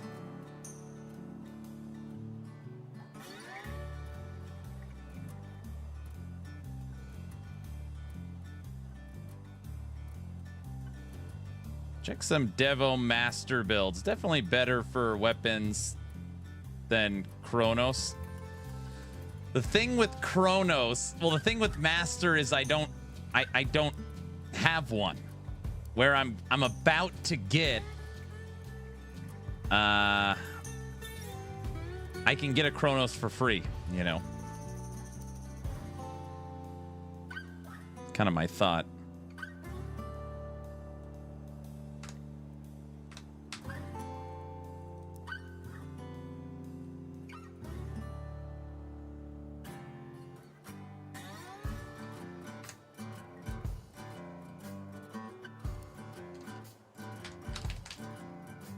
Master. Holy moly.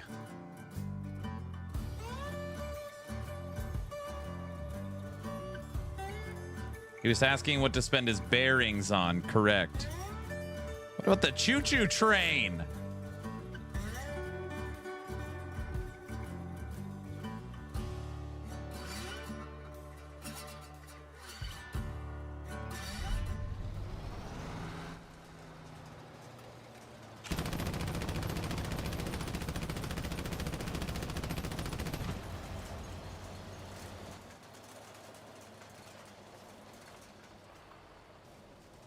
Yeah, I was gonna get my second darling.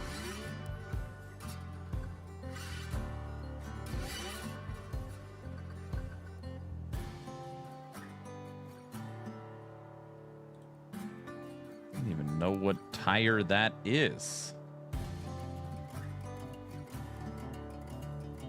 The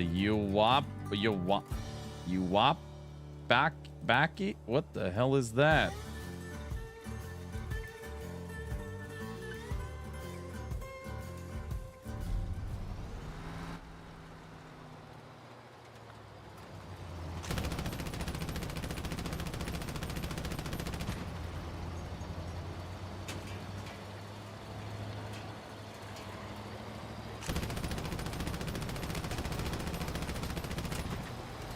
What does this cabin do? So it heats up.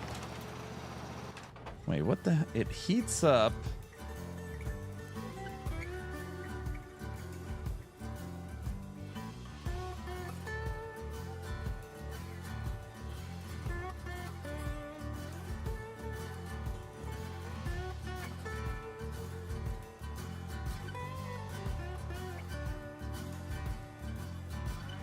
It heats up and restores 50% of, or no, it 10% durability is restored for each second. So if I'm in combat, so right now I'm in combat, we're in a dogfight, and I click it, instantly as they're shooting, they're rebuilding durability. No way. No freaking way.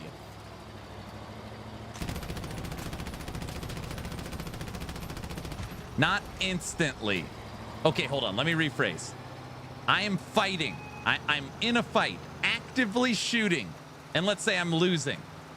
And I right click on it. So you have to like, it charges up for like 3 seconds, then starts healing. But you can be shooting while it's happening.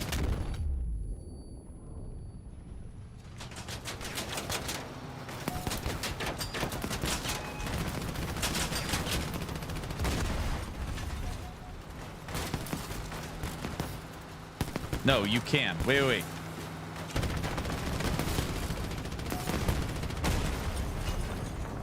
So right now my guns are healing. But you can pop it before... Wait.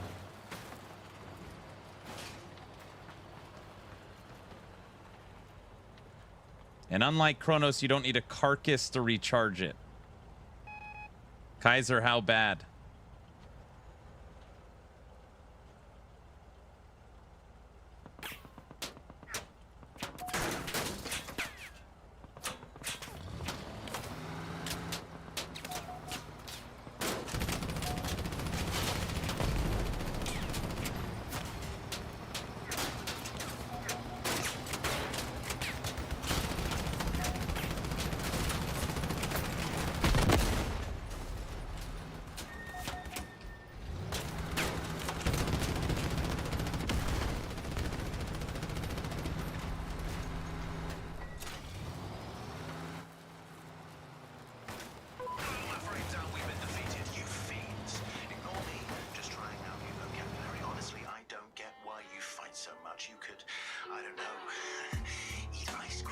He's got...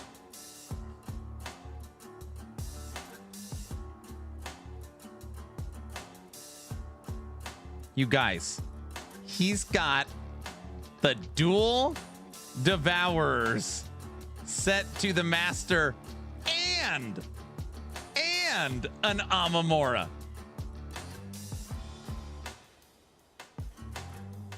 Okay, yeah, this build is really good. Those got to be some pretty tanky guns.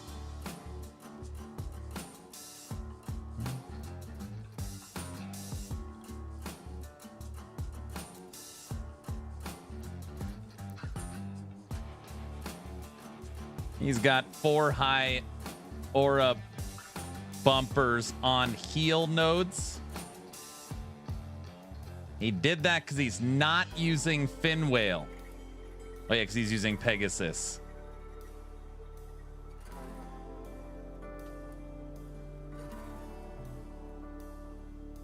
That's like 2k durability that he gets to heal. Now, just to be clear, it's not healing the cabin either, right? You're not healing your cabin. You're only healing the stuff attached to it.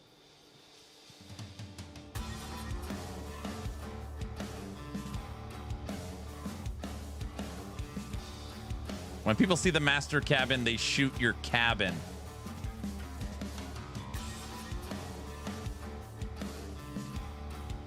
It doesn't heal the cab, but any of the parts on the nodes it will heal.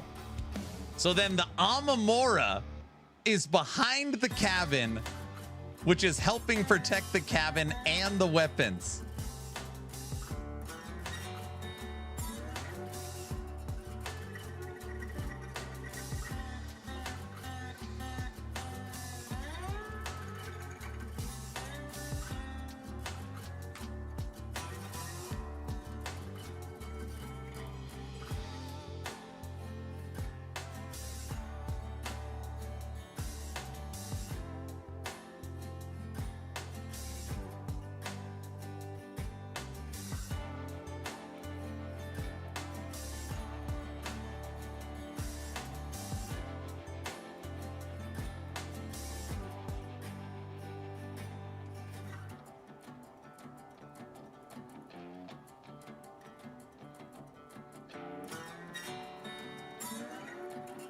This wouldn't work for me. I couldn't rebuild this. I'd be missing 1 energy.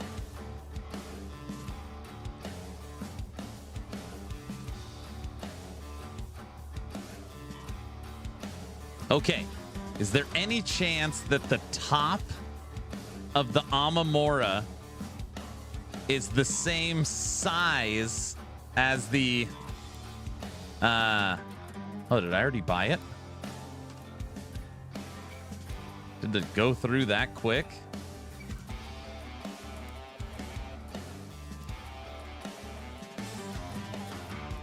Yep. As the averter. Because if I'm off by 1 energy, it would suck. Omni and averter have the same top layout.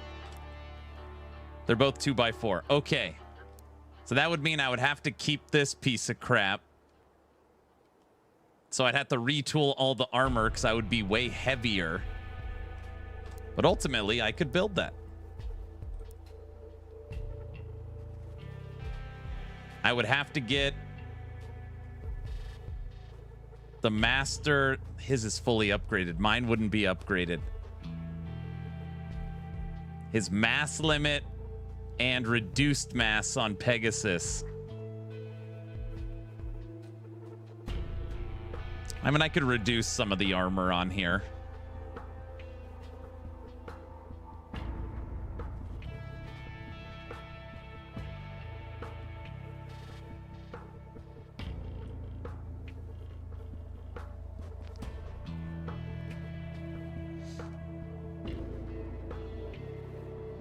That car is 21,000.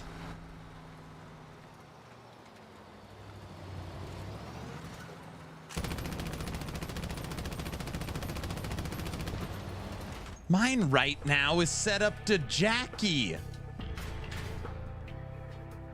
I was like, dude, I've got everything. I got the engine. I got the weapons. I've got the cabin. Everything is attached to my Jackie. We were MVP in a 20K match today.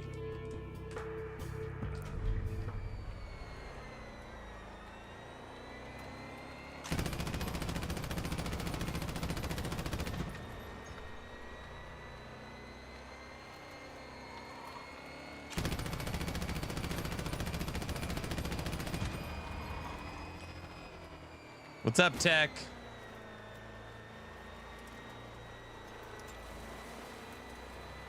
Streamer client was on for that match. No.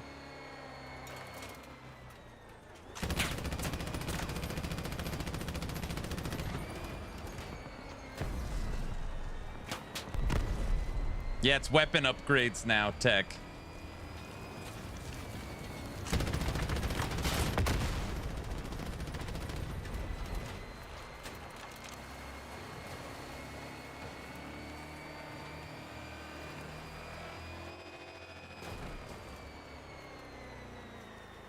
All right, just wait. Dump the Jackie, put in the averter, dump the engine, and get the Thor. Red hot. Red hot Thor averter. Instead of Jackie bad engine.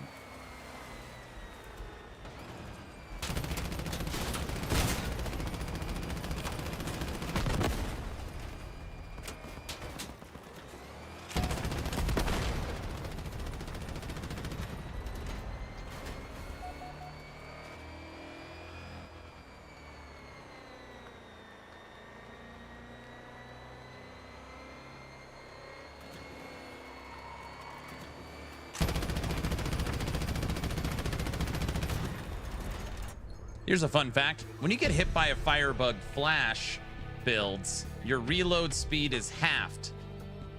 Fire rate halved, and your speed is halved. Psh, that's fine.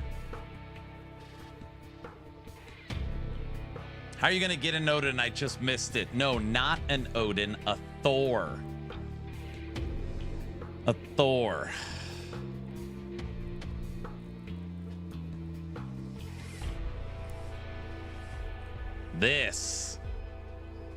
So this generator is literally 800 less mass. It's way smaller and easier to hide, and it's only 1 less energy. The problem is it's so expensive. It's basically like if you can't afford an Odin, you have a Thor.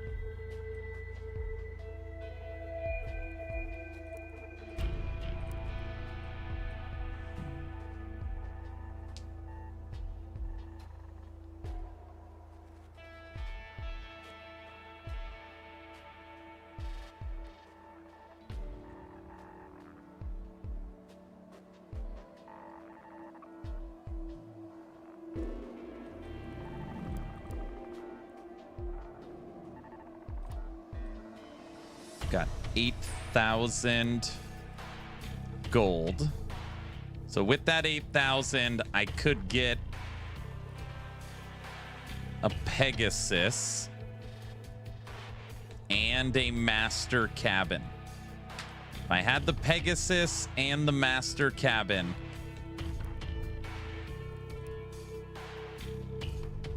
tires are fine. I could substitute the tires with the ones I have.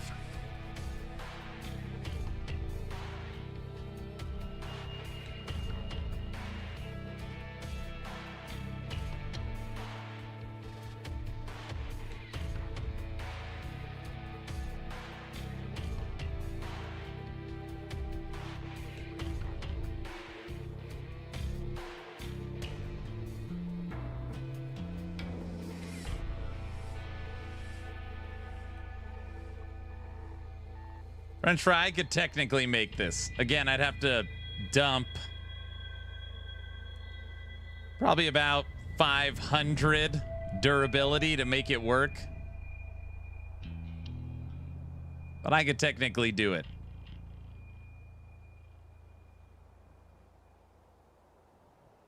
Yeah, I would have to use...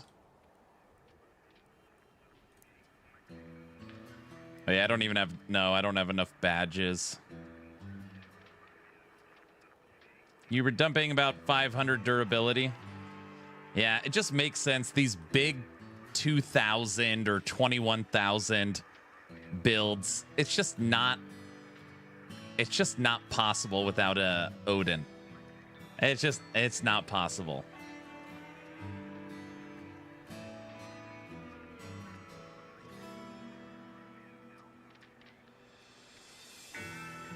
Also, I don't know. I've never seen these. I don't know. I've never seen these tires. Tech?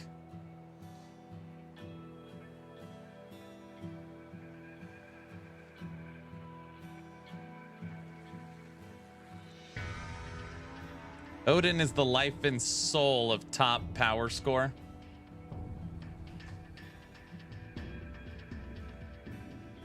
They're old speed tires from the packages. They're just smaller and worse widgets. Widgets are the ones that you can make go up and down.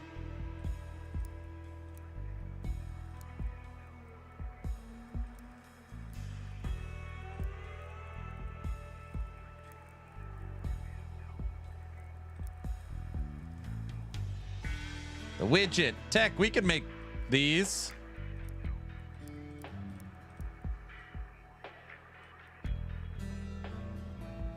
Dude, one widget. Gosh. Those are so dumb.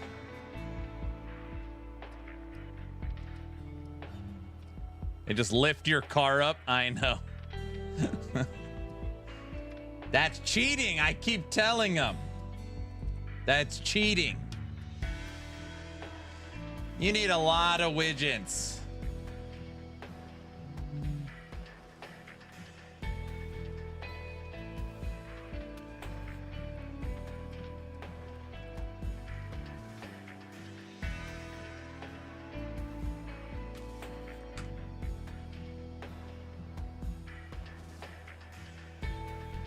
They also boost power in low mode and have 65% resistance in high mode. It's either widgets or none. Oh, brother. Now that's the new meta.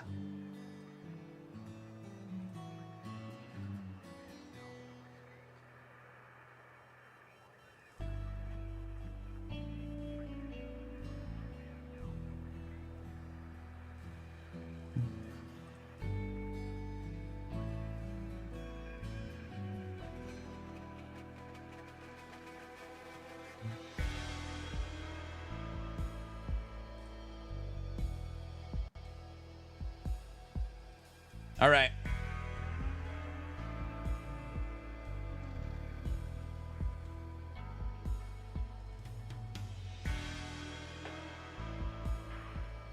That's gonna do it. I don't have the gold or resources or anything to put this together. I'm gonna dump the Razorback. Gonna dump the Apollo. I'm gonna get a Thor. And then for now, get a Bun.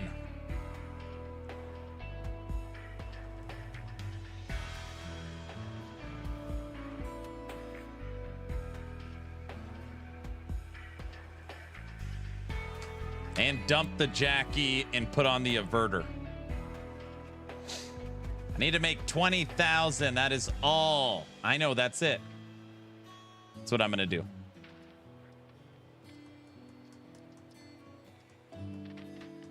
That is the plan. Makes sense, right?